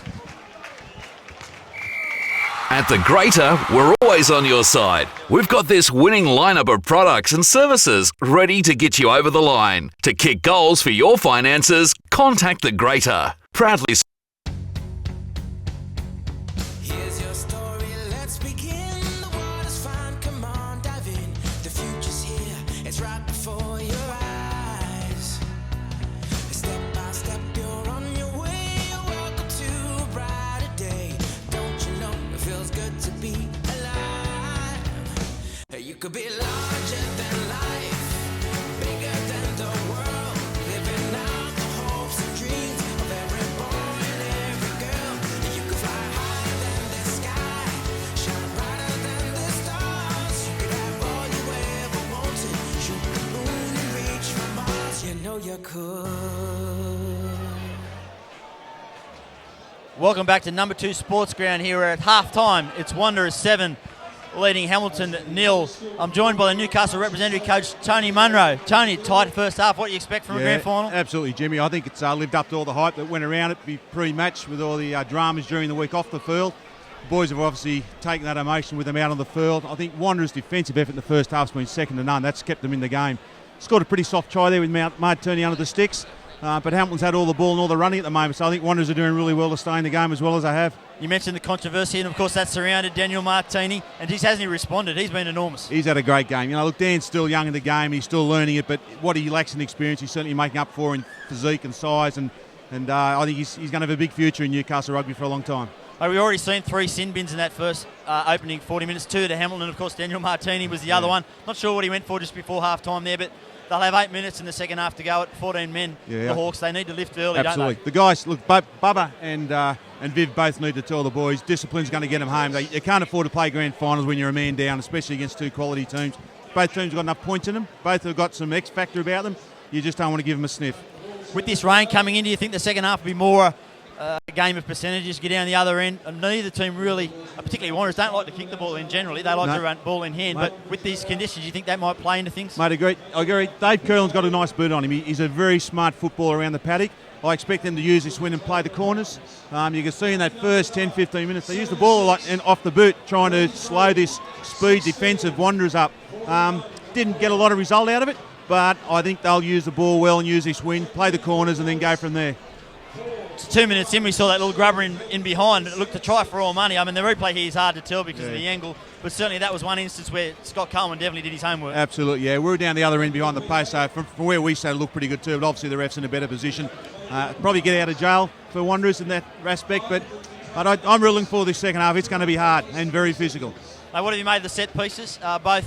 Both teams pride themselves on their set pieces. The line-outs have been even, but for mine, Hamilton maybe just have the advantage. Yeah, they had, which is quite surprising because the Wanderers guys I know they've got a great front row. Very strong, very technically very correct, but Bubba's always prized himself in that scrum, and I think as a unit they're working a little bit better at the moment.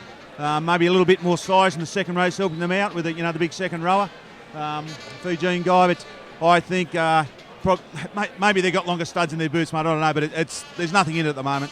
And we see Marty Lewis come into the fray 30 minutes in. 47-year-old. It's hard to comprehend, isn't it? A man that plays the rugby the way he does. Yeah. And at the age of 47 is still not only playing first grade but competing. Yeah, and I read that article this morning in the paper. I was surprised that he hadn't won some premierships at some stage, but Marty's going to give him that real bit of experience around the field. You know, he's a leadership, and he only knows one way, and that's straight up and down the guts. And he'll lead from the front. He'll give him everything that he's got, and when he's had enough, they'll bring some fresh legs on for him. But it's great to see him still running around and doing what he's doing. You're the coach. You're Scott Coleman. What are you telling the Hamilton Hawks? What do they need to do in this second half to... I mean, they're not out of this match by any stretch. No, not at all. I think they'll be really disappointed they've been down to the 22 and not come away with any points. So I think it'll be a case now. Let's get down there. Every time we get the chance, let's take some points away from us. play the corners, play some percentage, just be patient. I think they've lacked a little bit of patience around the try line. There's probably the executions let them down with that exceptionally quick defence that Wanderers employ. So that'd be my message to them. Just be patient. What about Viv Passy? I mean, this is foreign territory for him. First-year coach. He's got the team to a grand final. He's got to deliver a half-time speech. They're down to 14 men for the opening 8 minutes of this second half. They're leading 7-0. What's he saying? I think the first thing is let's get hold of the ball, fellas. We've had no ball. And, once we get the ball, once they have got the ball, then they look dangerous. So I think if they can get a bit of ball, this win's going to work against them, but I think they've got enough talent out their back line to run themselves out of trouble. And I think that's what they'll be doing. Mate, and of course, the representative campaign is still a while off with the way it is now, moved back to May rather than the March start. But you got some eyes on, obviously, some guys from both these two teams. We're looking, and it's like from week to week, the boys keep making the decision harder. Mate, the lovely thing is at the moment we've got so much talent to pick from, and it's really just a matter of getting that balance, getting the combination, guys who are available.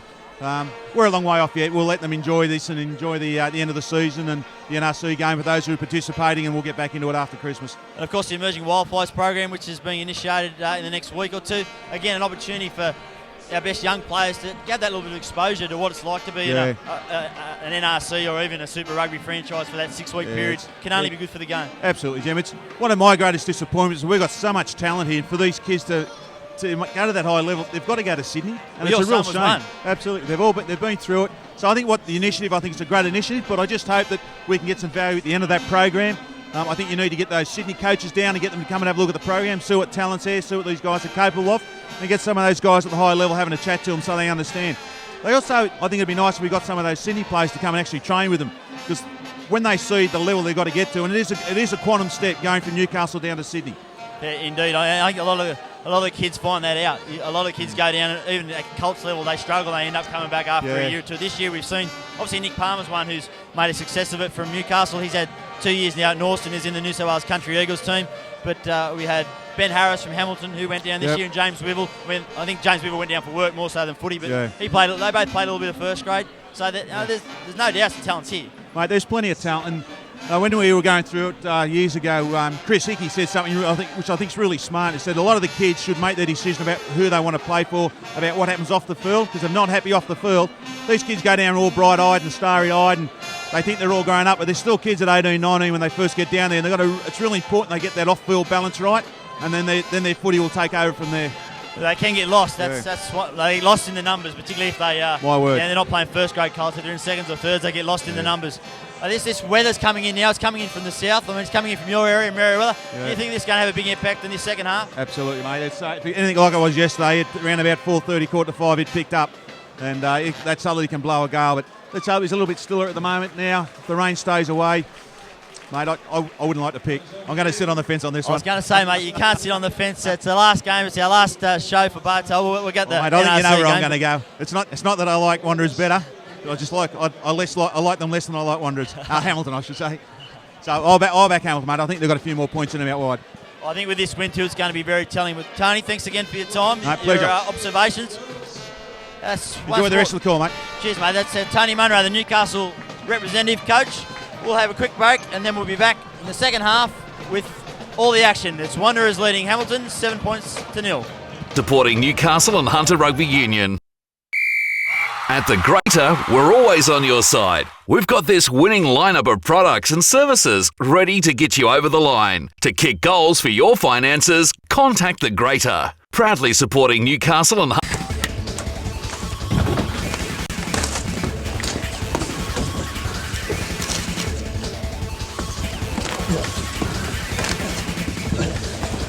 Real guys, real sport. Bar TV.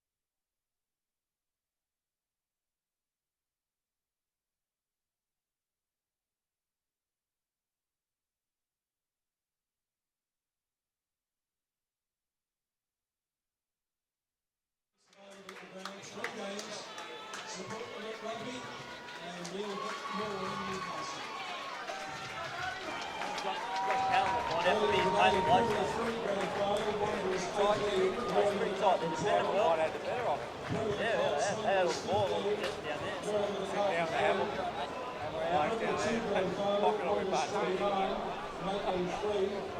Bubba, when he gets in mid, he's good ball.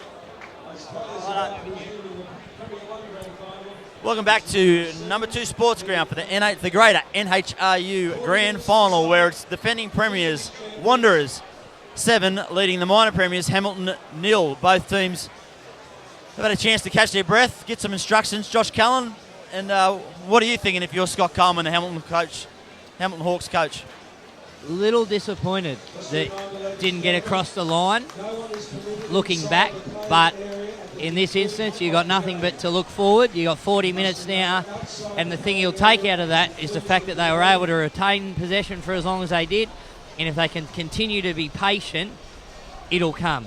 You know, we're unlucky probably not to get those first 2 tries, but if they're patient, they can retain possession like that. That's got to be the positive you take out of it, and you think by weight of possession and by numbers and time, you've got to get across the line eventually. And they've got this Southerly at their back in the second half, so they'll certainly have an advantage on that front, where any metres they gain through the boot should be substantial. And of course, Wanderers down to 14 men for the opening 8 or 9 minutes of this second half after Daniel Martin was sent to the sin bin. And certainly on the flip side of that, from a Wanderers perspective, they go out, and the positive is they haven't let them in. They got a try from their one and really only visit down the other end of the field, and they were able to hold Hamilton out. Massive bonus in a grand final, and here we are, 7 points in it, 40 to go. As Zakatala restarts, he puts this one up high. It hangs up in the breeze. Rockabora under it. He does well, straight down. Gets straight to ground. Nice recycle. Hamilton. Good pick up by Assey. Low to his boots. Passes to Pusi, who rumbles forward a metre or 2. The Hawks straight away. Ivan Walkling puts that one high. It's a torpedo bomb. Simmons under it. Had to adjust late. As Rob Smith flying through there. Only had to get his hands on that one. He's away. I think he thought he did. In the end, though, it was Zakatala who finished with the ball, and they go to ground. A little knock on there ruled by Jared Logan. And again, Rob Smith, that man who thought he'd scored in the opening minutes of the first half, thought again.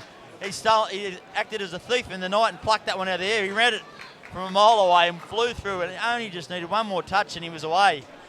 A little let off there for the 2 Blues. Did everything but score. It was a great take in the end by Luke Simmons. That ball went very high as we see him get under it, swirling around, gets it, floats it, and Rob Smith, he's done everything but catch it. That is under the sticks. At the other end, it would have been the perfect start that Hamilton would have wanted, and it was all but. Fantastic read, great vision. He was there, just didn't catch it, unfortunately for the Hawks. Big let-off, though, for the Wanderers.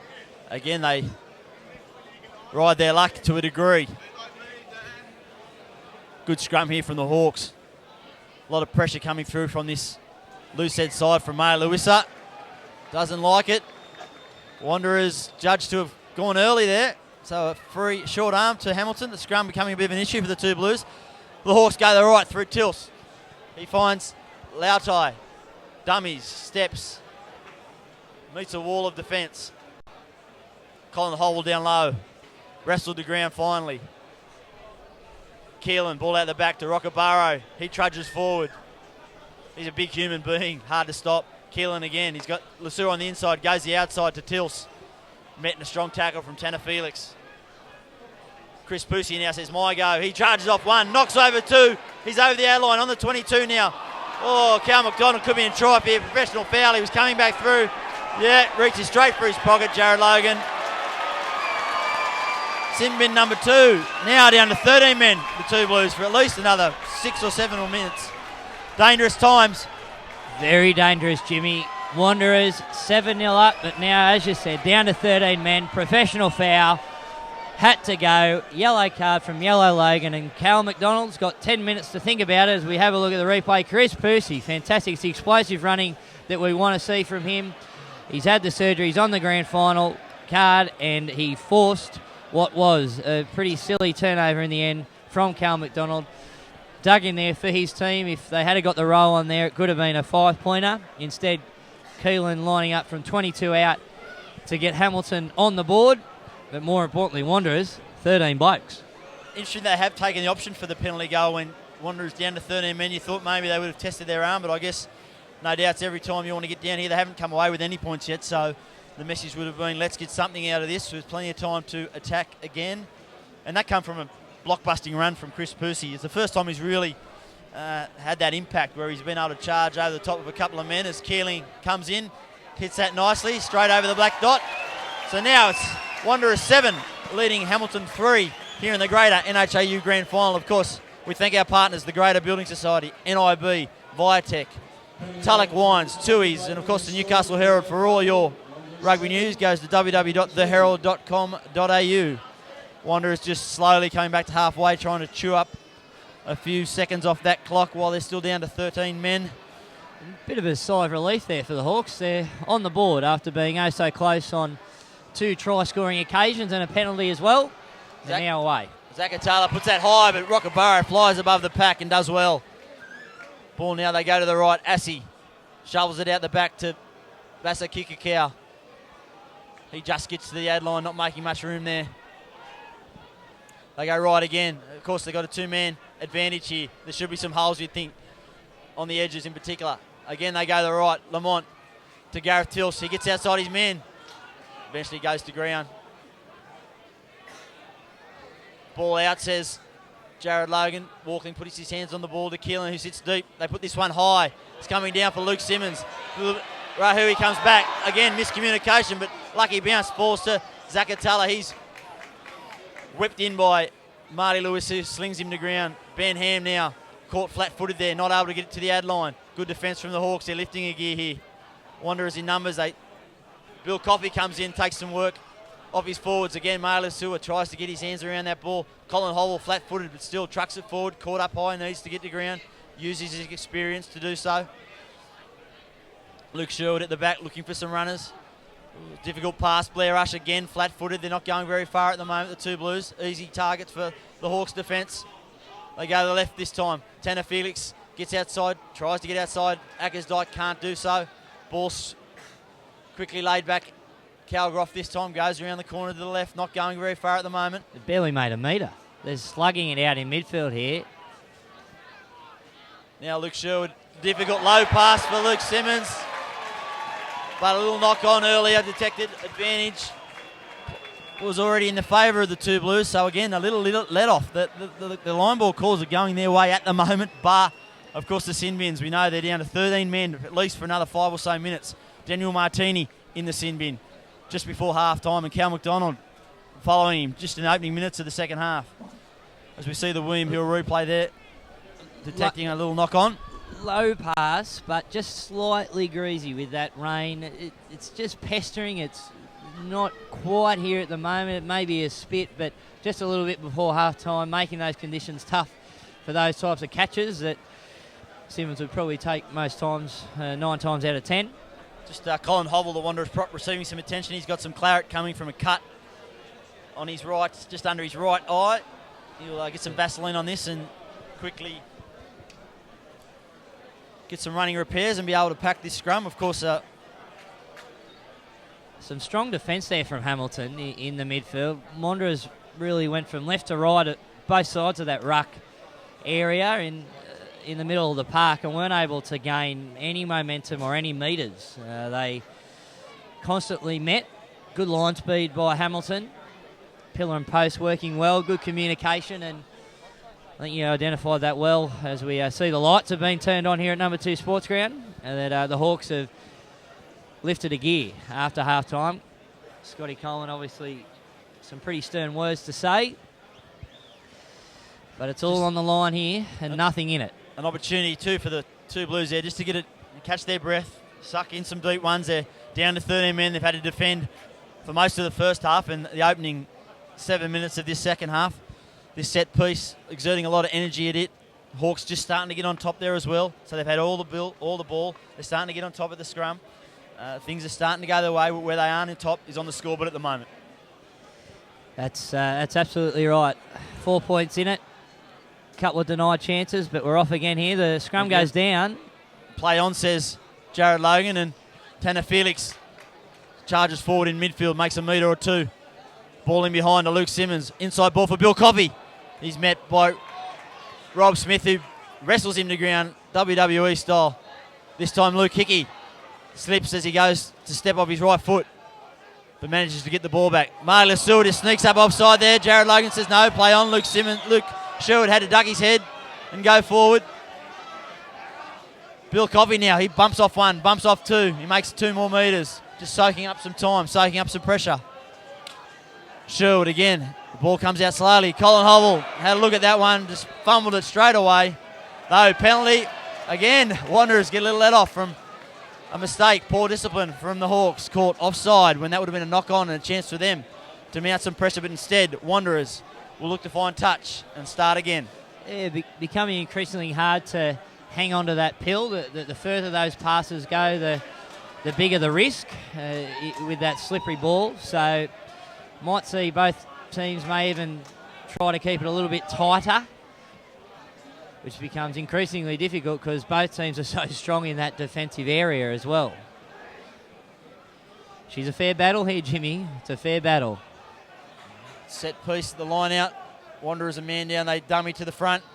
Come back to the front again. Blair Rush, nice little work move. Finds Tuala, but no.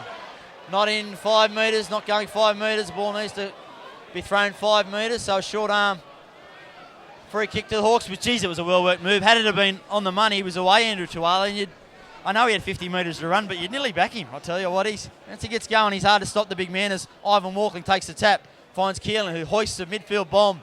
Zakatala coming forward for it. Leaps high, well taken in the end. Met by Keelan it was who came through. Little counter ruck there from the Hawks, not successful. Ham just shows it on the outside instead. Swivels forward, makes a metre. They're in a bunch here, the 2 Blues. This time Carl Roth tries to get over the ad line. Steve Lamont, incredibly strong, tries to hold him up, but he just gets to ground. Ball to Sherwood, in behind to Zakatala. He goes at Keelan, up to the task, the 5'8", brings him to ground. Looks like they're going to come back to the right now. Wanderers struggling to find a hole. Very strong, the Hawks' defence, particularly when they get time to set like they have here. That ball met flat. Again, it's Coffey, ripped out. Ball at the back, play on, says Jared Logan. I think Wanderers just did enough to clean up there. It was a bit of a loose carry. He'll have to be careful of that next time. Bill Coffey says, give it to me again. This time he tries to beat the tackle of Keelan, who goes low, upends him. They're in a bunch here, the 2 Blues. You could throw a hanky over them, they're that tight. Hickey shows and goes. Makes a metre. Quick recycle. Blair Rush this time. Pick and drive. This is more like it. Ball slow down just a fraction. It's that continual phase play again here from Wanderers. It's what they do so well. Just retain possession and chip away. No mistakes. They're up to at least 10 or 12 here in the midfield, and this is where they have made their metres. And it's energy sapping stuff. And when you're down to 13 men, maybe they might come back to pay the price for that later on, as we see Martin now warming up to come back onto the field. So it'll soon be 15 on 14 rather than the 13 it is at the moment. That ball just a bit scrappy at the back there, and Marley Lusua comes through and ragdolls Luke Sherwood over the touchline. I suppose not wanting to give the ball away here, Wanderers. I'm guessing that's a tactic down the 2 men as Daniel Martini does come back on to make it the 14. But down those men, the last thing you want to be doing is give Vasa Kikakau a chance to run through an already broken defence from fullback, where he's most potent. Too right, absolutely, 100%. It was just winding down the clock purely to try and get some parity in personnel. And as we see Martini come back on, he'll no doubt be primed to make up for his indiscretion as the rain again just starts to fall and the temperature drops another degree or 2. I'm dead set shivering here. Yeah, there's a few coats that have been brought out either side of us in the grandstand. You're just in a long sleeve t-shirt, and I'm about to put my hood back on because it is cold. Well, I've got plenty of protection there, plenty of insulation, as you would say. And this scrum set to pack 30 metres out. Hamilton to feed the ball. Ivan Walkling, he's been clever today. And such a contrast in conditions now from what it's been the last 3 weeks. We've had this beautiful, sensational spring weather, almost bordering summer, and we're now back to a traditional winter's rugby union day here at number 2. As Steve Lamont just comes around the corner there and makes it to the ad line. Ball back now. But Gareth Till slips as he went to catch that. Did well in the end to keep hold of it. Wanderers charge through, try and force a turnover, but can't. Bakarich floated ball to Keelan. He says, let's get out of here. Tries to find that left hand, that far touchline over on the eastern side. It dribbles in, finds over touch. They think about playing on quickly. It was a good kick in the end from Keelan. He was just outside his 22, so he knew he had to land it inside the field to play, and it rolled end over end and across the touchline, 22 metres out. Again, it's Hamilton piling some pressure. Excellent work there from Keelan. Found the deck, but Coffey didn't really show a lot of urgency there. Just sort of let it go over his head and thought, I'll just sort of collect that on the bounce. But it got that end on end and found touch. Great work from Keelan. Important line out this one. Tuala has to hit the mark. They go to the front. Blair Rush nice and strong. Luke Simmons, a fly half, first receiver. He's got runners on his outside. He finds Martin, who winds up and runs into the chest of Marty Lewissa. As we see Cal McDonald getting ready to come back from the sin bin as well. Again, ball very slow to come out here. The Hawks defence opportunity to get set. They come up quickly. It was Pusey that met his opposite, Ben Christensen. Luke Sherwood out the ball out the back to Luke Simmons. Thought about kicking it, but spotted an opening. He's got around Rockabara. Instead he says, not sure of that one. A bit of afters here too between Bakarich. Yeah, I'm not sure there's a defender there. We might get another look at that if we can on the William Hill replay. He did run behind his man, but Luke Sherwood arguing, was there any defence there? Jared Logan says, yes, there was, as Luke Sherwood's not going to win that little war of the words. He shakes his head and walks back the 10 metres. This time, the Hawks think about the penalty, but instead go to touch. We see the William Hill replay here. Sherwood finds Luke Simmons deep in the pocket. He runs around Daniel Martin. Didn't really seem like there was much in it. However, what it does mean is this is Hamilton's last crack at a 14-man Wanderers defence, because Cal McDonald is preparing to get back onto the field. No wonder they took touch. This is their bread and butter. 5 metres out, line out to Steve Lamont. In it comes, Hawks on the roll. Wanderers try to sack it straight away, and they have a bit of joy. Ball goes to ground. Marty Lewis is at the back. He'll get his hand on the ball. They reset again here. Still, it's a bit of a scrap. Ball comes back to Lamont. He picks it up, tries to swivel through one. He's still backing in. He's very strong. Still going, Lamont, the captain, trying to lift his troops. They're a metre short. Ball at the back. This time it's Assey. He's got his hands on it. He's ever so close. Inches short. May Lewissa dives on the ball. Gap on the right. Walkling feeds Keelan. He shows and goes. Finds Rob Smith. He gets through half a gap and then it quickly closes. The numbers coming around to the left for Hamilton. They need quick ball. They find Tills. He trucks it up, one out, met by a bruising tackle from Tanner Felix. The numbers again on the left. Pusey is very dangerous from this close. He tries to get there. He's only a metre short, can't roll over. Again, they fold around to the left. This time it's Tana Lautai.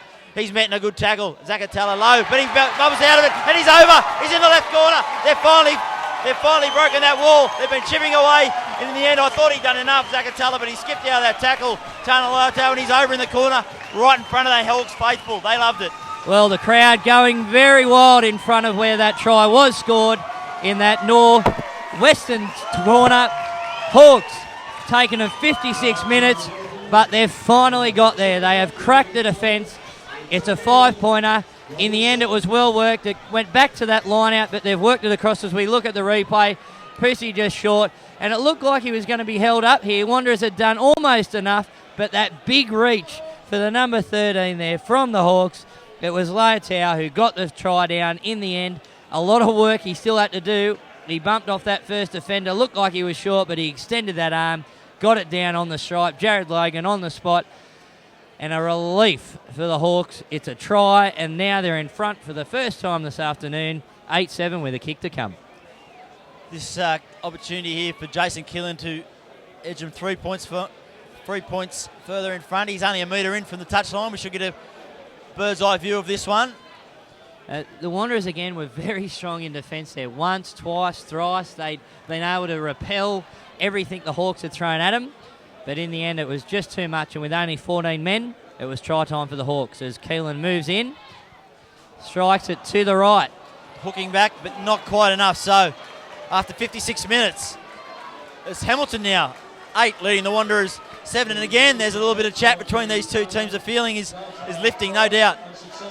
And now Cal McDonald has made his way back on the field. So now it's 15 v 15. Finally, it's for the first time it's been 15 v 15 since about the 10th or 15th minute. I'll tell you what, it sets up for a blockbuster final 20 minutes. Don't go anywhere but Bar TV Sports, because you don't want to be anywhere else. Newcastle and Hunter Rugby Union season coming down to this. Wanderers Hamilton, 1 point in it, 20 minutes to go. anybody's game. Zacatella this time goes long rather than high. It's flirting with that touchline. Bainabalo under it, has plenty of time to find Assey. He winds up, sizes up the defence, runs it. Colin Hovell can't get past him. Now the exit play goes to Keelan. He says charge down. Luke Sherwood coming through. Keelan has to act quickly to clean that one up. It was nearly curtains for him. Luke Sherwood it was that made that play. But now they're only 5 metres from their own line. The Hawks, they truck it up, one out from the ruck.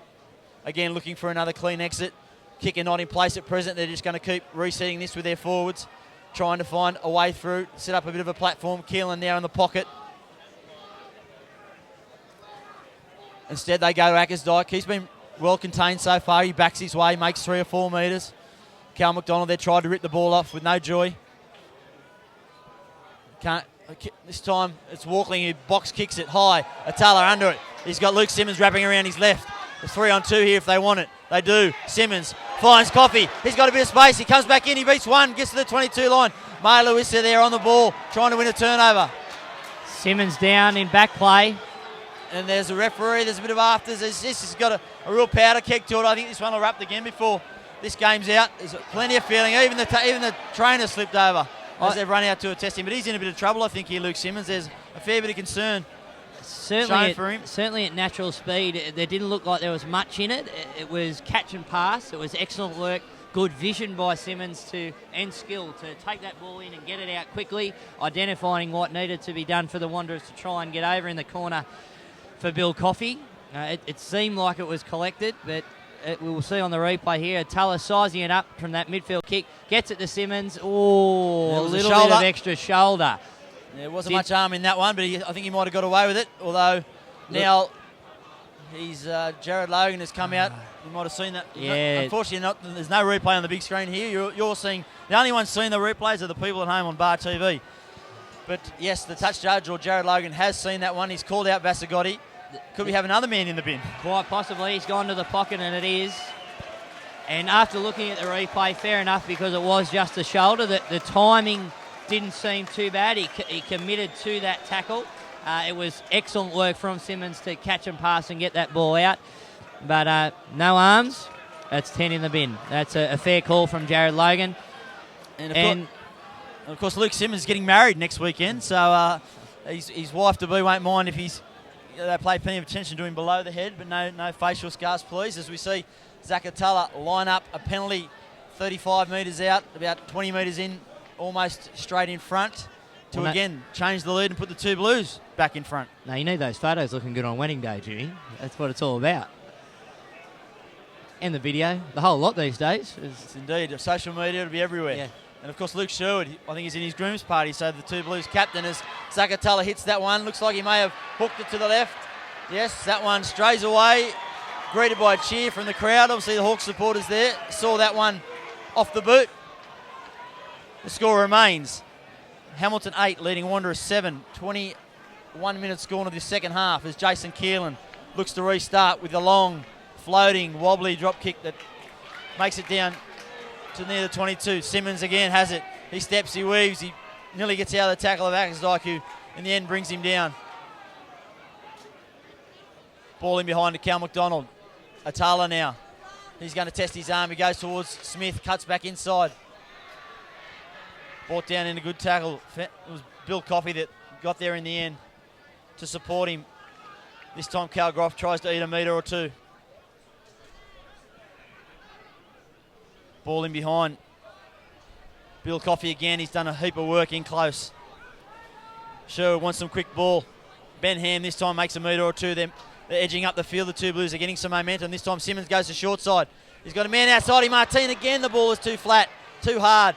Again, the miscommunication. I think a little one-hand offload there to him, and it might be on for the two Blues. Instead, they went to cut him out. I'd be getting him involved. He caused them all sorts of trouble in the first half. Yeah, probably didn't need the face ball there. You're right, it could have just been a simple draw and pass as we have a look at the William Hill replay.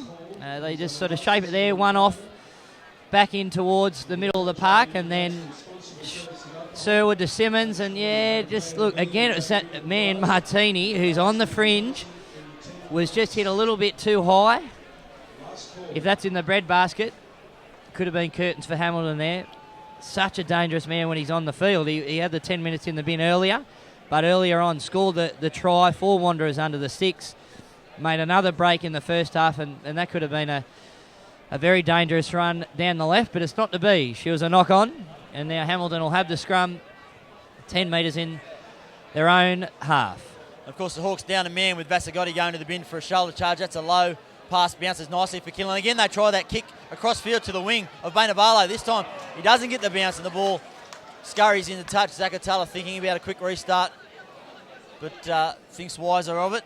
They've obviously talked about this a bit in training, the Hawks in the lead up to this one. We've seen the grubber in behind. We've seen 3 midfield bombs in the second half in behind the Wanderers defence, and that's 2 or if not 3 cross-field chip kicks to the winger Bainavalu, but not quite coming off for the Hawks. It's testament to the line speed of the two Blues. Are getting up very quickly, and that's their way of countering it. Again, Steve Lamont, crunching tackle on Ben Ham, gave him everything. Ball back now to Simon. Again, that ball in behind to Rahui. He hasn't seen much daylight today. Cal McDonald in a bit of space, a rare time. He gets forward over the ad line. The numbers get there in time. Tanner Felix at the back, dummying at half back. Flat pass, poor pass. Wasn't able to be picked up. Little knock on, turnover. The Hawks have the ball now. Play on, they go to short side. Ivan Walking it was, testing his arm. Needs to show some urgency here. Zakatalo, who's a bit slow. The Hawks come through. He tries to get outside Backerich, just does it in the nick of time. Runs around May Lewis. Now he's the one in hole. Again, Rob Smith comes at him. Good, strong defence in the end. Ball a bit slow to come back. Sherwood finally gets his hands on it. To Cal McDonald, he tries to play for a bit of territory. Knocks the ball in behind, low, grubbing one. Rahui comes up. Unable to make the tackle. Bainavalo's in space now. He's got Assi with him. He doesn't take that option. Instead goes to ground. They've got numbers on the left. Rob Smith in a bit of trouble out here in the centres with his shoulder, it looks like. Play on, a turnover. Now Wanderers have got the ball. Ball to the right. Oh, it goes down. Wasted opportunity there for the two Blues. They did the good work. They stole the ball at the ruck. They had numbers on the left, but the ball just spilt when it looked like the opening was possible. Each team had opportunities there. Was that thought running through the head? Was it, this is it? You know, you get this try, is this it? A premiership potentially, a hand on that trophy. The wrestle is definitely on here. This is high stakes rugby as we have a look at the replay. Great kick return there from the Hawks, bringing it back, and then it just got very messy. The turnover there for Wanderers. They dropped the ball as well. Could have gone either way there for teams streaming away. Wasn't to me. Rob Smith getting some attention there. It's definitely a man the Hawks want on in this final 14 minutes. He is a game breaker. And he's in a bit of distress. I think it's with that shoulder again. He's had trouble with that early on in the season. He's certainly wincing there. And Cole Howell cramping up badly. The veteran front row, 32-year-old, former Bay of Plenty ITM Cup player. Came out to Scone a couple of years ago. A glazier by trade. Came to Scone, had 2 seasons there, and then was going to come to, his wife moved to Newcastle for work. He was going to come here and play a bit of social footy, but got the bug. And there's a chance for his second premiership, and has been a real anchor for this scrum. This scrum's been in a bit of trouble today, but throughout the season, it's been certainly one of their strong points, the two Blues, and he controls most of that. Yeah, he's been excellent again, and no doubt why he's got credit. A lot of hard work there in the forwards today. There's been some bruising battles either side of the ruck and maul in the midfield, as we see Rob Smith take his place, taking a bit of a drink there. Some sort of, I don't know, like you said, a pre-existing injury or a stinger from today. But it looks like he shifted out to the wing at this stage. He doesn't look comfortable at all, just flexing that right arm, trying to get some feeling or some movement back in there. The 13 minutes to go. Again, Cole Howell is cramping up badly. I don't think he's going to be able to continue. Two Blues are going to need a front row replacement here. And as much as the grandstand is full on this side, it's good to see the hill still utilised here at number 2, especially on grand final day. As we see a replacement, Cole Howell has succumbed to that bad cramp, and Dave Waller makes his way on. He had an enormous game in second grade, the big prop forward. He played plenty of first grade this year. He's one that's really jumped out of the ground. It's really benefited from the having those quality front rowers in the club. Young Blake Walsh is another one who played Colts today and represented New South Wales country earlier in the season. That's the senior squad, not the junior squad. So they've got a bit of depth there in the front row. He'll come on and And he's got a bit of a running game too, Dave. While he'll bring a bit more of a running game than you see from Colin Hovell. And you mentioned that he played second grade, and with the earlier grades all going the way of the two Blues, the thirds, Colts and seconds. The two Blues on the verge of a clean sweep if they can get back on top of this Hamilton outfit, because at the moment it's a 1-point buffer and it's the Hawks ball deep in the Wanderers' half. Steve Lamont backs that one in, tries to grab an extra metre or two. They come around the corner, the Hawks. Walkling's got 3 or 4 runners to pick. He goes with Pusey. He's been strong. No effects of that broken hand from 3 weeks ago. Bakarich just ducks his head, content to go to ground and recycle. They go to the right again. Keelan. Oh, went to the dummy and then dropped the ball. May got away with that one. No, Jared Logan saw it. Little knock on. Looked like he thought about kicking it, then thought against it. I'll pass it. But all he did was spill the beans. Got caught in absolute no man's land there. He had one foot on the wharf, 1 foot on the boat, and he went straight in the drink.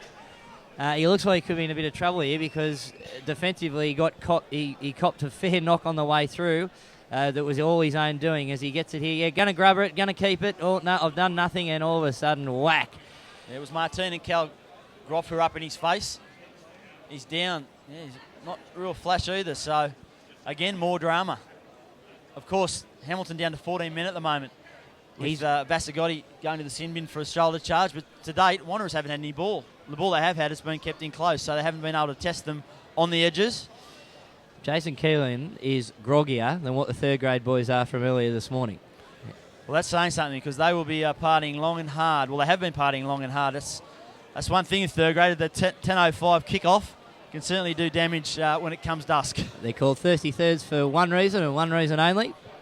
But hats off to Wanderers so far today. Getting up in the earlier grades, 18-12 over Merriweather, and the same opponents in Colts, 15-3.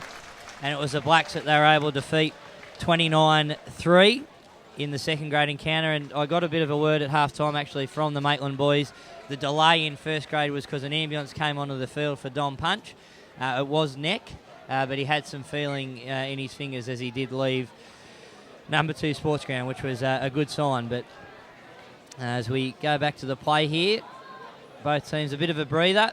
Scrum coming up, the mistake from Keelan. It'll be a Wanderers put in. And 8-7 to Hamilton, 1 point in it, 10 minutes to go. You tipped extra time exclusively at the grand final lunch yesterday, Jimmy, and the way it's going, there's nothing in it. It could well happen. I also tipped there'd be a few sin bins as well. And there's been 3, that's 4. Certainly been the case. Let's hope we don't see too many more before this game's out. It's fair to say, I think certainly all 4 were warranted. There's no doubts about that. A good scrum here coming from the Hawks, so they got a turnover. I think they might have. In the end, no, I think just cleaned up in time. It was Luke Sherwood. They go to the left. Simmons to Rahui, trying to make most of the extra man. Rahui slips through a gap, tries to get over the top of the pass of the ball, and so he's still going, Rahui. Oh, in the end, it was Vasa Kikakau who came up with a big shirt front. Knocked him straight to ground. They reset. They need quick ball. That was a bit slow. Cal Groff behind to McDonald. Now to Tanner Felix. That ball goes to ground. Knocked down, was it? Knock on, says Jared Logan. Just again, that little execution. Just letting him off the hook. They haven't had much ball, and they've turned it over when they have. Two Blues not happy with that call. I'm probably falling in the favour of... there's the crowd there. Hamilton giving it the thumbs up, but I'd probably fall in the favour of Logan there. Great run by Rahul. He beat about 3 blokes and made 30-40 metres. Big tackle by Vasa Kikakau. Wanderers with their first chance to really pounce in this half. They spread it. Draw and pass. Yeah, fair enough. Knock on. No control. Yeah, absolutely. That one just slipped through his grasp as he went to pass. Clock now starting to become an issue for the two Blues. 32 minutes gone in the second half. Second half seems to have gone like that. Yeah, it has.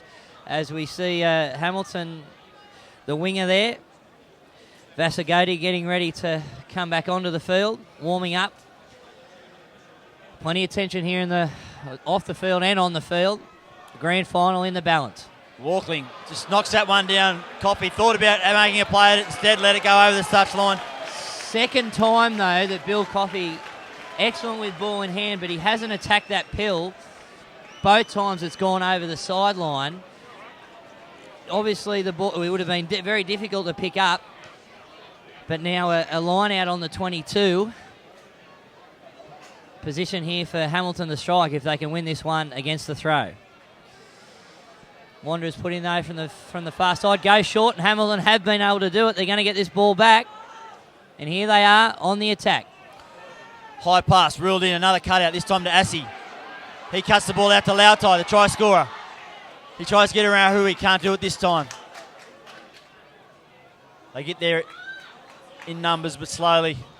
Ackersdyke, flat-footed, runs into Martini, who picks him up and drives him backwards. Excellent tackle. Walkling to Keelan. Flat pass to Lamont, hit with a bell ringer from Andrew Tuala, hit him with everything. He'll know about that tomorrow. Again, this time, Rockabara, I can't believe he's still going. 75 minutes into this game. He wasn't going to play because of that knee injury. And that smart play there from Walkling. Just milked that penalty. This will be a chance for Keelan to knock him 4 points in front. So yeah, he's showing experience there, Ivan Walkling. Blair Rush was just a bit slow to get back on side, and Walkling threw the ball nearly gridiron style straight into his back. As we see the William Hill replay here, just gets up off the ground a bit slow. Blair Rush trying to get back, and Walkling milks it for all it's worth. Throws the ball straight into him. Smart play. Now Jason Keelan, an opportunity from 40 metres out to give that buffer, extend that buffer to 4 points, and mean that a penalty will not be good enough for the two Blues. They need to get a try if they are to be the first team to go back-to-back since the Maitland Blacks in 1998-99. Yeah, Blair Rush just a little bit lazy there, just hanging around. Wasn't back in the defensive line, didn't stay to deck. Ivan Walkling taking advantage, and a big moment here for Jason Keelan to take the Wanderers not only out of penalty range but field goal range as well. He's 40 out. He's already kicked one. Moves in, strikes it pretty well. They like it. That's successful. Hamilton happy in the stands. That's 11 points. Wanderers 7. 5 minutes of ordinary time to go. 4 points the difference. Once again, this encounter between these two teams, there was only 4 points in it in the major semi-final 2 weeks ago. There was only 1 point in it in the last ordinary round match. Absolute cracker once again between the two teams that have been the pick in the Newcastle and Hunter Rugby this year, and Cal McDonald has retaken that restart. On the 10-metre line. There was only a centimetre in it. Creeping up offside there, but they get away with it. We see some fresh legs on there for the two Blues. It's Chris Stratton on for Luke Hickey. Ball in behind to Simmons. They need to come up with a play. Lautai was quick up off the line, shut that one down. Zakatala it was that went to ground. Forwards banked up here to the right. Cal McDonald Cal Groff sticks his head down, doesn't make any metres. Again, they go short. Tuala needs to get a bit of momentum. He does. He gets those legs pumping. He's through one. He's through two. They need to get the ball back quickly. This time it's the runner, Chris Stratton, the freshman. He runs into Steve Lamont, who nearly gets a steal there, was on that ball very quickly. Sherwood going sideways. Cut out ball to Zakatala. He's got Keelan to beat. Gets through that tackle, but not that of Marty Lewissa. Down to 5 minutes of regulation time less. The championship time this is. Can Wanderers come up with something? Can they find that play? That one hole they need. That little gap, the little ball in behind. What's it going to take? Blair Rush trucks it forward. Starting to gain a bit of momentum now. McDonald, the first receiver. Inside ball for Bill Coffey. Bumps out off the tackle of Smith, who's still playing on. Flexes that right shoulder again. Flat ball to no one. Tanner Felix comes back inside. Tries to get out of the tackle of Bainavala, who gets his hand on the ball. Falls in off the ground though. Would have thought he had to roll away there. Play on, says Jared Logan. Wanderers desperately need to get this ball back, but instead they're having us a turnover. Calls for an offside. Two Blues fans not happy right in front of him. No, they thought Bainavala went in off his feet there, but they say play on. Vassar got in now in space. He's got a man outside him in Smith. Instead he pins his ears back. Comes at Coffey, beats him. Tuala got back. Did marvellously well to make that tackle. Tries to steal the ball, makes another tackle instead on Smith. Desperation stuff from the two Blues. Keelan now puts the ball to ground. Hits the arm of Zakatala. Has to keep it in. He does. The clock winding down. Starting to become an enemy for the two Blues. Atala goes down that left touchline. Looks for support. They get there in the end. Ball close to the touchline. It's a turnover. The Hawks again, somehow they've come up with the ball. But no, ruled knock on by Hamilton, says Jared Logan. Scrum. Wanderers feed as Paddy Kilmurray makes his way onto the field for Rob Smith. He can't go any longer. Finally succumbs to that shoulder problem, and what a replacement to have. Paddy Smith played for New South Wales Country only a couple of years ago. So we go back to this restart. It made that 10-metre line by about an inch, I'd suggest. It may have floated over and then came back. Maybe in that southerly. He's certainly jumped from his own 10 there. Cal McDonald. Line call.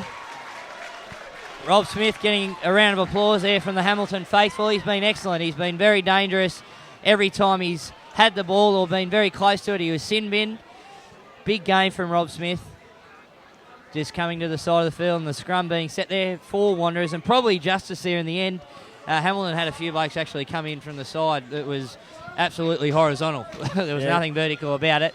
It wasn't picked up by Jared Logan, but now it'll be a Wanderers feed on halfway. They're trailing by 4. They've got everything in front of them. They've got 50 metres to make the try line, and that's what they need to do because 3 points won't be enough.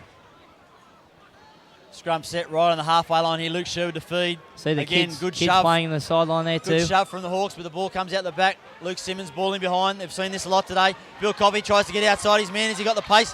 He steps to the ball. Looks to be a knock on. Play on, says no. Touch judge picked it up. That one just spilled forward, it was. They shake their heads, the two Blues, but we were right in line with that one, and I think there can't be too many arguments. It was a knock on as we see a replacement coming on. Mark Sherwood replaces Luke Simmons. Sherwood, a bit of a ball player. Obviously, the two Blues need to come up with something. He's a man that can create something from nothing. We see the replay here, just spreading the ball from left to right, getting in behind, trying to chance their arm. Almost there, Bill Coffey, but another great tackle there by Leitai. And the ball went to ground. It certainly was a knock on. Just tried to push that pass, and when you fall behind in a grand final and you're closing in at full time, they're the passes that you do try and push. Unfortunately, it didn't come off for Wanderers. Went to deck, and the Hamilton Hawks have the pill back, 4 in front, just inside Wanderers' half. Ideal position to be in. They'll be looking to close this down for sure. Absolutely. You see a Cutler inside as we see a replacement about to take the field. It is Rockabaro. He's put in a big shift, the big Fijian. There was no way in the world he was going to play on Monday. Come Saturday, he's got through 78 minutes and done a power of work. And he gets just rewards with applause from the Hawks faithful. Yeah, he's been huge today. No way he should have been on the park after that injury early in the preliminary final only 7 days ago at this very ground. And he walks off after a mountain of work, and the Hawks 4 in front. Interesting to see what Keelan will do here. 2 predominant options will be keep the ball under the wing, keep it in hand, or play it into the corner here. He's very wide. Ball goes inside, ball to Paddy Kilmurray. His first input is a good one. He's able to get the ball back. It was met with a good tackle from Stratton. Oh, a little hint of a knock on. Cal McDonald's picked it up. Oh, he was away, but Jared Logan blows his whistle. Thought there was an opportunity there to play on, but now there's a touch judge coming in from the opposite side. This will be for the Cal McDonald hit on Jason Keelan, I reckon. Almost a mirror image of 2 weeks ago, a little bit further up the field though. And of course he's already been to the bin once, Cal McDonald, as we see here on the William Hill replay. Walking just shifts across to Keelan, offloads, comes through. Was a bit late, so he could be in a little bit of trouble here. Cal McDonald, I don't think it was any shoulder in it, it was certainly arms in it, but it was late. And he's already had 1 yellow card, so he might be copping an early shower. Yeah, the venom wasn't too bad, but it was later than last week. Having a big discussion here. The ball boys having a bit of fun there on the sideline as well, while the referees are quite serious in the middle. Yeah, big moment in this game. Because Cal McDonald is certainly a man that needs to on if they want that spark. They need that something. They have to have that something in the next minute or two. Because Marty gets a little bit of treatment there for the Hawks. And if he does go, if it is more than a penalty, Wanderers will be down to 14 for the rest of the match because, as you pointed out, it'll be second yellow card, the fullback. Just a penalty. No, probably the right call. There wasn't much bending, as you said. It was a touch late. Still, a penalty as good as anything, really, for the Hawks at this point. Again, an opportunity for them to knock it into touch, take some more time off the clock, wind things down. As Maya Lewis is still down with, looks like some cramp or certainly a calf injury or lower leg injury. He's in a bit of bother. They're calling for the doctor. Jenny Dan, I believe, will come on. So there'll be a little bit of injury to time in the 2015 decider. Unsure exactly how much, but it's going to go deep. Tension around the ground. Grey cards looming. Couldn't get a more dramatic scene, Jimmy, for the closing stages of what has been an absolute cracker season with the two best teams here on Grand Final Day. And once again, nothing in it. As Marty Lewisa finishes his first Grand Final and potentially his first premiership, limping off the field. And probably not the way he'd want to go out, but he won't care if the Hawks in the end raise the premiership trophy. As you see Faber, Silla come back on in the forward rotation. It's do or die now for the two Blues. They need to come up with something and they need to play, but first they need to defend this penalty. They need to get on with the steal from the line out or force a turnover at the breakdown, something that's going to get them, propel them up the other end of the field. And one final opportunity to perhaps to steal this one at the death. There's Jason Keeling. Fantastic kick there, puts that one inside the 22. Just what your forwards want. Perfect from Jason Keelan. Inside the 22 as we see Marty on the other side of the field there, just making his way around after a fantastic contribution today. Ball in. They go to the front. Ball comes down, a bit sloppy. Just slowing things down here. Asai. Chris Stratton was, come up quickly trying to force an error, and he gets one. Oh no, silly play in the end. Opportunity again. He thought the ball was out, ruled offside. Opportunity again for Jason Keelan, perhaps put a final nail in the two Blues coffin. Desperate to get the ball back, Wanderers. Trying to take the shortcuts to do it because they have to have that ball to score. As we have a look at the William Hill replay, the bring down probably wasn't exactly to script for the Hawks, but they still retained the ball. They went one wide to Assey. He takes it up there and settles it in midfield. Oh, that is absolutely blatant. He thought he had the wrong colours on. He thought he had some yellow there. Well, he did play for the Hamilton Hawks. He had he must have got confused. Stratton, oh, maybe he was turning back the clock. By jingo. I'm sure they will remind him of that. I don't think I've seen a more blatant penalty, ever. Jason Keelan sized this one up. So 4 in front. This will give him the 7-point lead, meaning that Wanderers must score that converted try to tie it up. And that would mean extra time, Jimmy, in a grand final? Yeah, absolutely. Extra time in the grand final. But firstly, as Jason Keelan puts boot to that one and is successful. It's the Hamilton Hawks moving further in front. 14, leading Wanderers 7. We're now deep in injury time. It could well even be the final play. Unsure exactly how long we have left, but Wanderers will be looking to retain the ball or regather the ball like they did off the last restart.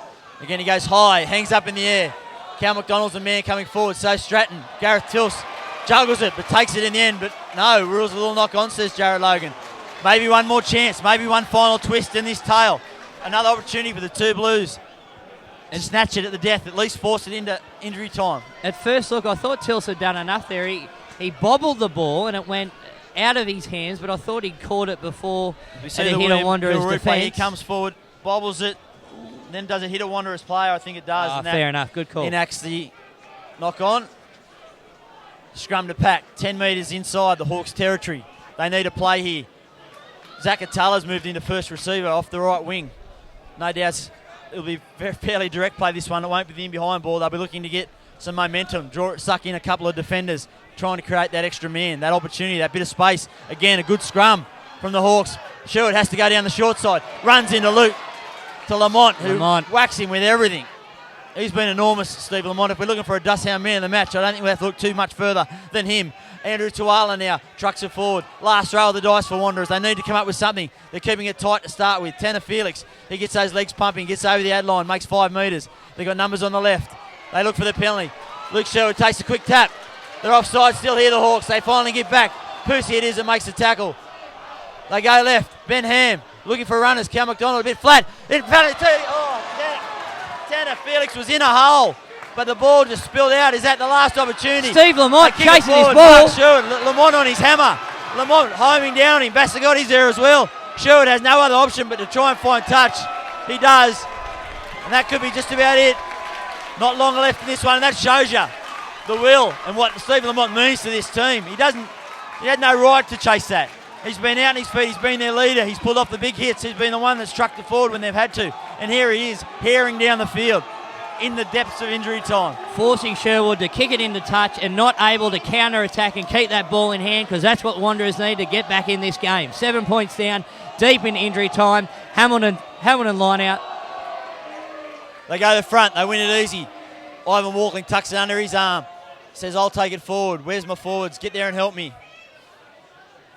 Ball at the back. Closing it down now. Bacharach takes it a metre. They need numbers. They need to keep recycling possession. Nearly a little knock on there from Lamont, but did well to haul it back in. Two Blues trying to hold him up high here, but still ball at the back now. The Hawks edging ever so closer to their first premiership in 2 years. Chris Pusey down the short side. Beats one. Goes to ground. Ackersdyke now. Lamont backs in. Ball behind to the replacement. He's not going far, but going far enough. They aim up on the short side again here. Ackersdyke trucks it forward, runs into Martini. He tries and gets a steal, but can't do it. Smart play by the Hawks, just keeping a ball in hand, edging ever closer. No mistakes. Well, now we've just said that the ball's been turned over, and Wanderers have got a chance here. Zakatala on the counter attack, spreads it wide. Ball over the top. They cut out Rahui. Now it's Bill Coffey. He comes back on the inside looking for a hole. It quickly closes. It was Gareth Tilse who brought him to ground in the end. Still, they got numbers. They're struggling to get back on side here, the Hawks. Still no halfback for two Blues. And a little shame, a little knock on. Yeah, communication. Hands go on heads. That might have been the last opportunity the two Blues had. There was no halfback. I'm not sure where Luke Sherwood was. He must have been caught in traffic. Ball just sitting at the back there. Hamilton patient enough not to go in and give away the penalty. 1 minute looks like the call is from the Hamilton boys there after asking Jared Logan. 1 minute. We'll have a look at the replay. And look, Bill Coffey, he's the bloke the Wanderers want with the ball in broken play. Does well, gets it to 10 within halfway. Able to retain it here, but no one there to pick it up. Ball sitting, Hamilton sit away. Comes, yeah, excellent work there from Ivan Walkling. Pushing straight through the gate. Nothing illegal about it and forced the knock on. Excellent work there from the Hawks, and could that be it? Could that be it for the two Blues? You would think it might be the last throw of the dice. They signal 1 minute when Jared Logan ruled knock on there. As we see Artie Economou warming up on the sidelines, trying to get that last minute, that bit of glory. I don't think we'll see anything too flash or extravagant from the Hawks here. They'll just look to close this down. Paddy Kilmurray on the left, Jason Killen on the right. He's got Bassett Kikakau outside him. Quite dark now, 5:15, lights are in, grey skies above. As they go from the right, Walkling just looks ahead, nudges it into the corner, trying to find touch. Mark Sherwood does well to haul it in. This is the last chance. What can they come up with? Luke Sherwood gets it. He slips, gets back up, goes to ground. They've got to go 80 metres to try and get out of this. Immediately there's a penalty, a quick tap from Cam McDonald. He says, I'm off. And away he goes. He's in a bit of space, McDonald. He needs some support. He's just outside the 22 as they get reset again. They go to the right. Again, good defence. Paddy Kilmurray it was, rushed up on Atala. But still the ball comes back. Last throw of the dice for the two Blues, you'd think. Sherwood gets outside. Rahui it is. He's got three big forwards to try and get around. He can't do so. They ragdoll him to ground. They're doing everything they need to at the moment, the Hawks. The defence has been good. They've got forwards out in the left now, Wanderers. No zip men. They need someone with a bit of pace. It finds Atala at the back. He gets on the outside, tries to duck his head through the hole. Goes to ground. Good defence again from the Hawks. They're just hanging on here. They're doing enough. Rush backs it in. Makes about a metre, but that's not good enough. They need to find 80 metres in a hurry.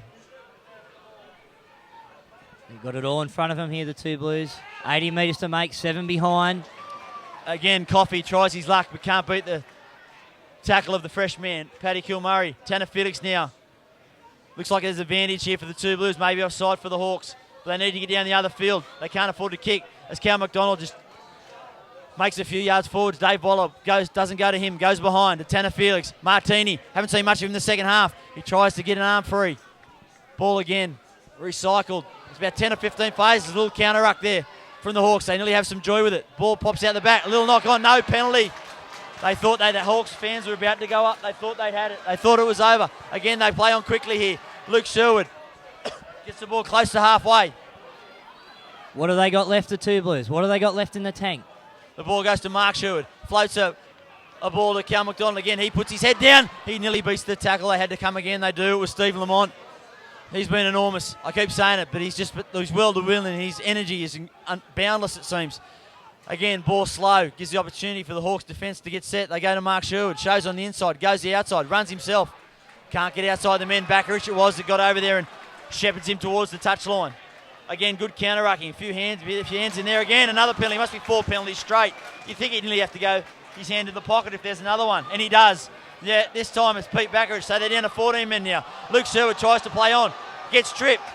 Is that a second yellow card or just the first? I'm not sure. There's yellow everywhere.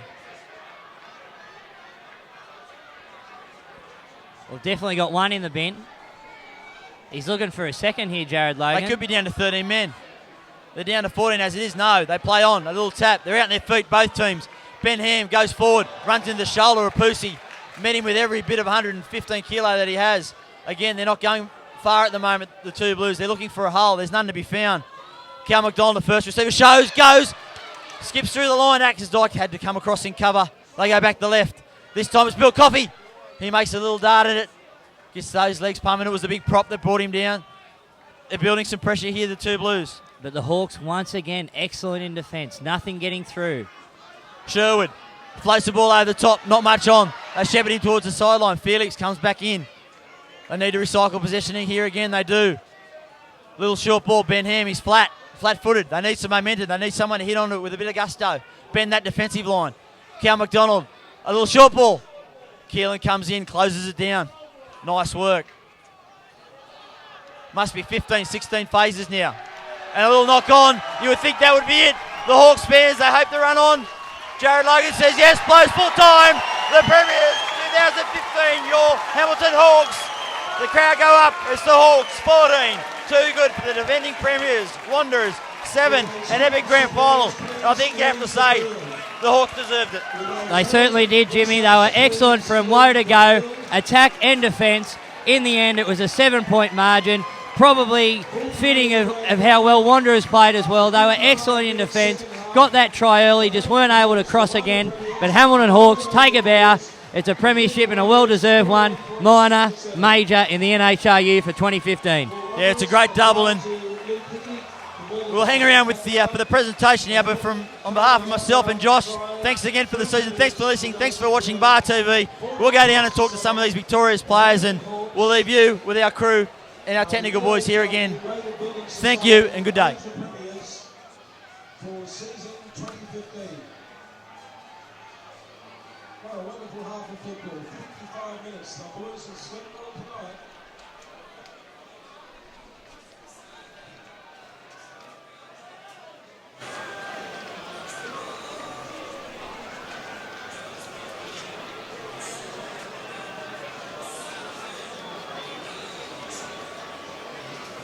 The supporters please leave the field and let the players come and receive their rewards, their just rewards after a mighty effort.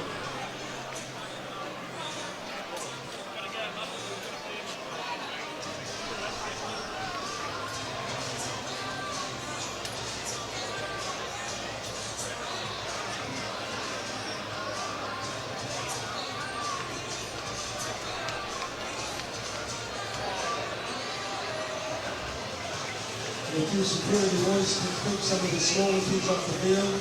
They're the ones we're worried about. Ladies and gentlemen, remember Thursday night, representative rugby here at number 2 sports game, make a night of it. 3 games, first and 4 to 5. 7:30 the big game, food and drink available here at the ground. School holidays, lots of holidays, nothing to do, something to food. That's Thursday night here at number 2 Sports Ground. Earlier today, Wanderers took out the Premier 3, the Colts, and the Premier 2. And the big one, the Premier 1, major premiers, the Hamilton Hawks. Congratulations to Coach Scott Coleman and Captain Steve Lamont.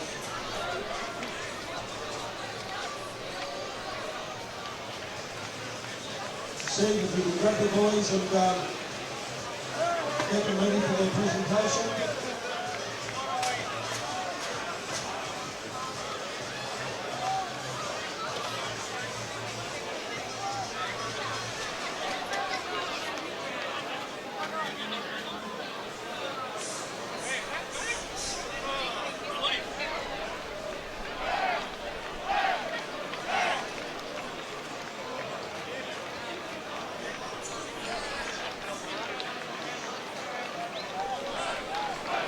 Luke Sherwood leads the two bears to the Hawks Guard of Honour.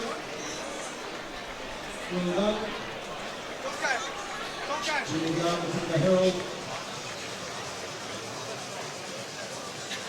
And it is Marty Lasua, and this is last game.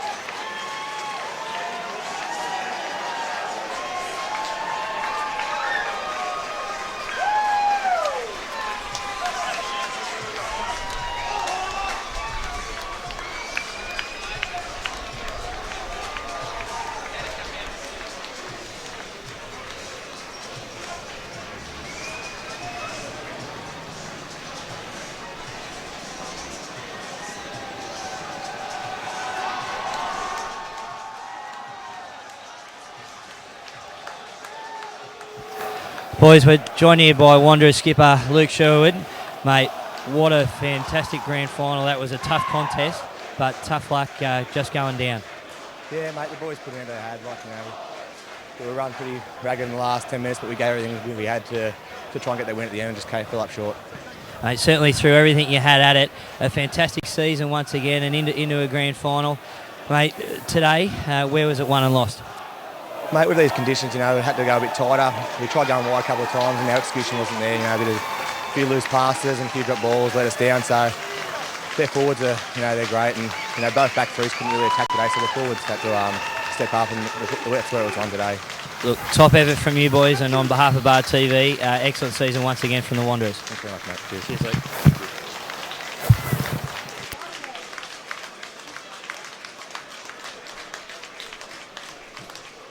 Steve Lamont, the horse captain, will lead his players up towards the presentation area. There are a number of presentations to be made.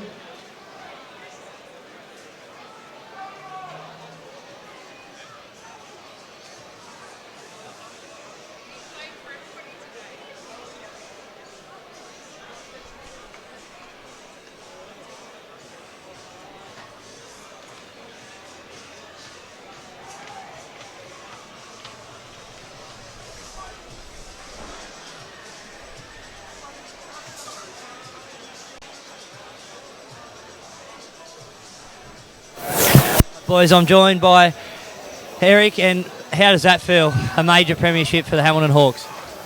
Well, it's undescribable. But I can't describe it.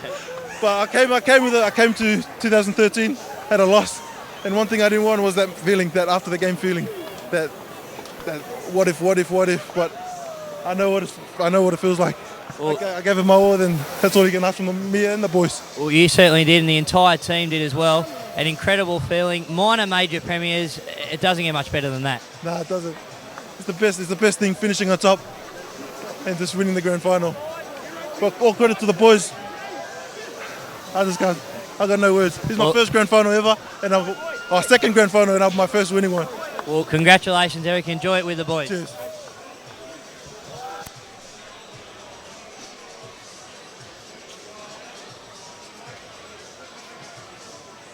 Ladies and gentlemen, there are a number of presentations and awards to be made. I'm joined by Premiership winning coach Bubba Coleman. We'll just get out of the way of the Hawks sign there. Mate, congratulations. Grand finals, doesn't get much better than that. No, yeah, it's definitely, it's a great celebration, and the boys are, they deserved it. And that's for a really good mate upstairs there, Mick Curry, so that's for him. Makes it even more special. Today, where did you guys win it? Where was it won for the Hawks? Mate, just a grit and determination, to be honest. Yeah, both teams were a super outfit and ground away at that, so that was outstanding. And a minor major, it's difficult to do in any season, and you guys have been able to do it this year. Yeah, definitely. That's one thing we set out at the start of the year to do, and to achieve it, it's massive. Every team sets out to do it, but to actually achieve it, it's awesome. Congratulations, Bubba. Enjoy it with the boys. Cheers, mate. Thank you very much. Cheers. Ladies and gentlemen, your on-ground MC for the day, Greg Sells, will now take over proceedings. Thank you very much, David. Ladies and Winning skipper Steve Lamont, huge game by yourself, but all the boys. How does that feel? Right. Words can't describe the feeling. You know, Wanderers are so dominant, and they were led from the start.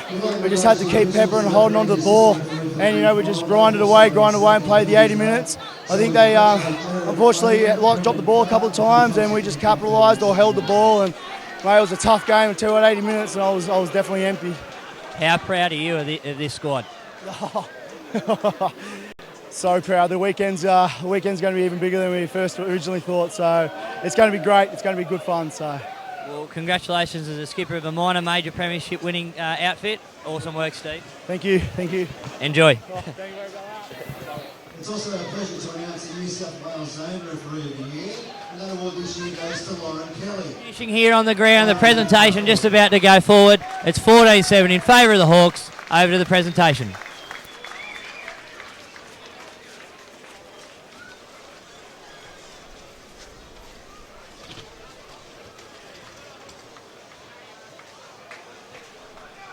We also have to award the Cole King Medal for the 2015 Referee of the Year.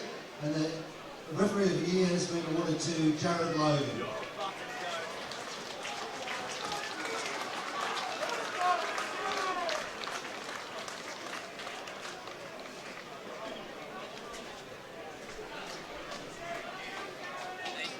Ladies and gentlemen, this next presentation honours John Hipwell, OAM, who sadly passed away on the 22nd of September 2013. John Hipwell was a very popular and well-loved and respected player for the Waratahs Rugby Club, as well as Newcastle, New South Wales Country, New South Wales and Australia. He played 36 Test matches and was captain for 9 of those Test matches. The John Hipwell Medal was initiated by the Hawthorn Club following consultation with his family, the NHRU and the Waratahs in honour of John's memory to his contributions to rugby. This medal will be presented to the player who produced an outstanding performance while displaying true rugby spirit.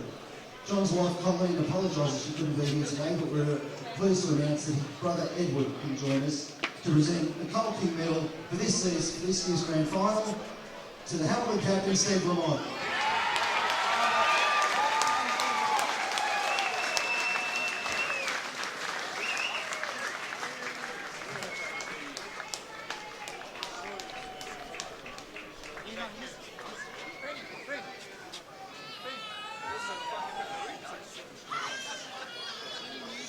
Thanks very much, Edwin. We're joined on stage today as well by Greg Taylor, who's the Deputy CEO of our very sponsors, the Go Building Society, and also Paul Coles, the Chairman of the NHRU. We also need to announce the Premier One's leading try scorer for 2015. And this season goes to Lorenzo Visigotti.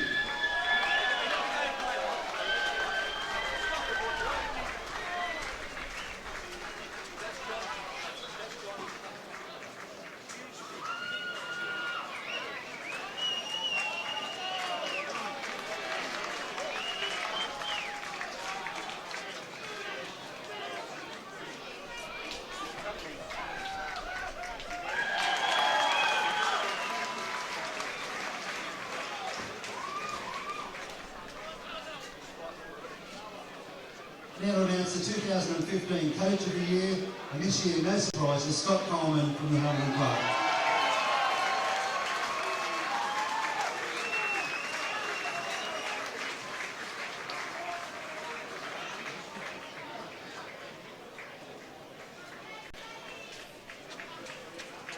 Firstly all, thank you Wanderers for the day. To your club, great achievement, 4 grades in the grand final, so congratulations to you guys. To my club, the Hamilton, our family, this award's a group effort, to be honest guys. It's pretty easy coaching a group like yourselves, so thank you very much. And lastly to my wife, Jill and Sophia, for letting me do it. Thank you.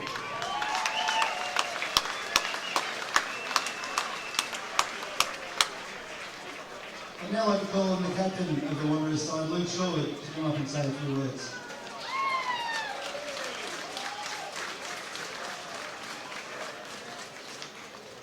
Firstly, to help you boys on what, well done boys, great season, want to make the premiers, like, we knew we were going to play some guys that we did make it, and tough game today, nothing different. The NHRU, thank you guys, great season again, officials, thank you. Our supporters, thanks for coming out today. Horrible weather, but we can definitely hear you guys on the side. Thank you. Our boys, well done. Had a lot thrown at you, and just kept getting up throughout the whole season. So couldn't be prouder and go out next year. Thanks. We invite the Wanderers team up to accept their runners-up medals for the 2015 Premiership.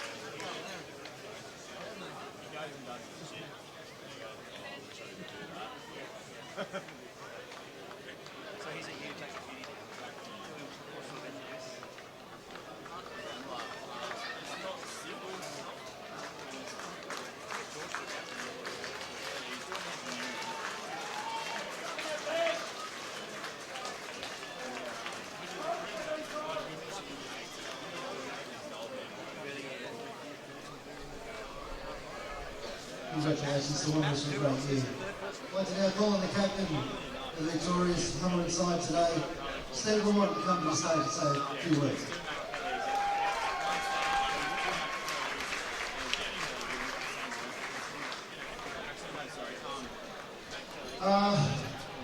A tough game out there.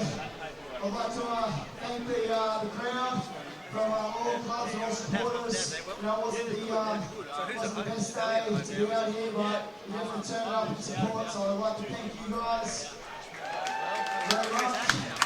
I'd like to thank the Wanderers boys. You know, it's always going to be a tough effort out there today, and 80 minutes like this to the death. You know, we can't let it down against you guys, so a great effort, and look forward to the beers over the weekend. To our boys, congratulations. It's a tough effort, and it's a whole new commitment. Well done, boys. Great effort 80 minutes out there. I'd like to also thank the rest, the sponsors, can't do it without you, and lastly, the main driving force for this year, on a personal note, and I know a lot of the old boys, was Mick Whale Curry. It's one of those things that the well's up inside you, and you just try and a little bit extra. And I'll tell you what, I'm going to raise my glass to you. Definitely and a few of the other boys that can't wear the jersey that I'm so proud to wear. Thank you. Thanks, Olympies. Cheers, boys. I'd like to invite all the permanent players up to receive their awards. Permanent players, if you can come forward to receive your medals. Your victory medals, come on, play the show.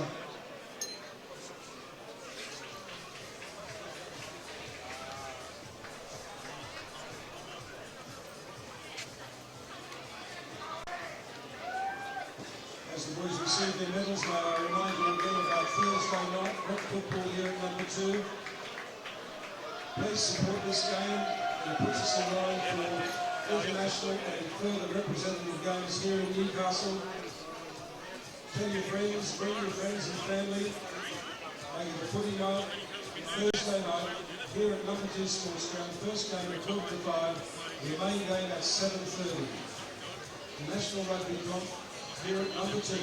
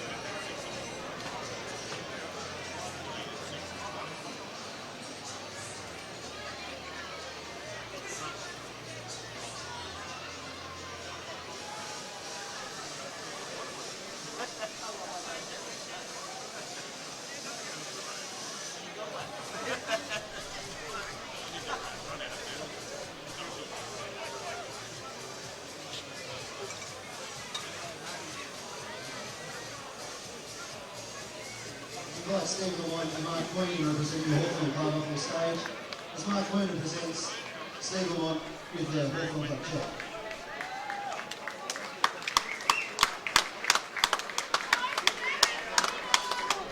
And Greg Taylor is now going to present Steve with the minor and major premiership trophies for the 2015 season.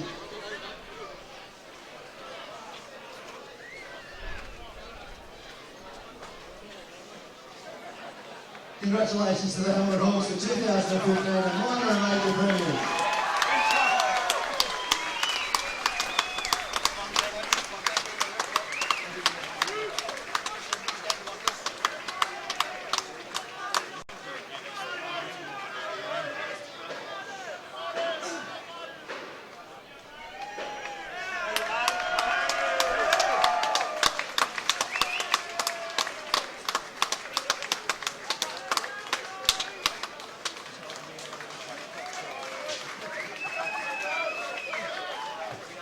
Congratulations, boys, once again. And we have the Hawks. Maybe we just do our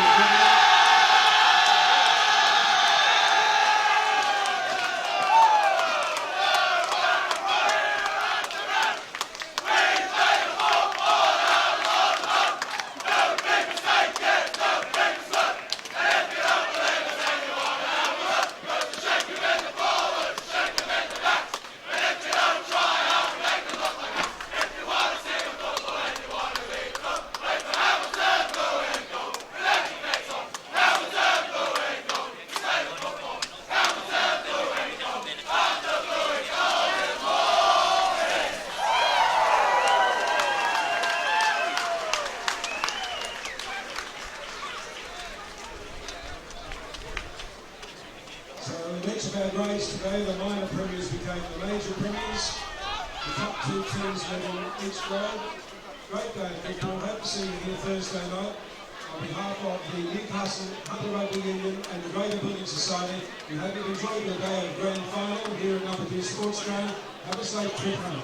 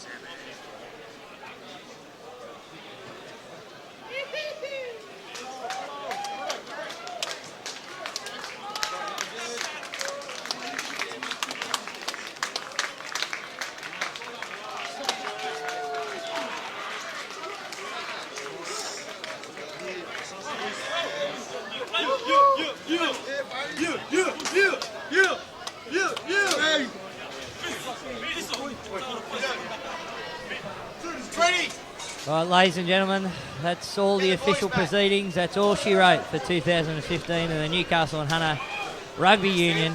What a finish it was. What a tough contest as we see the Hamilton Hawks enjoying the spoils of their victory.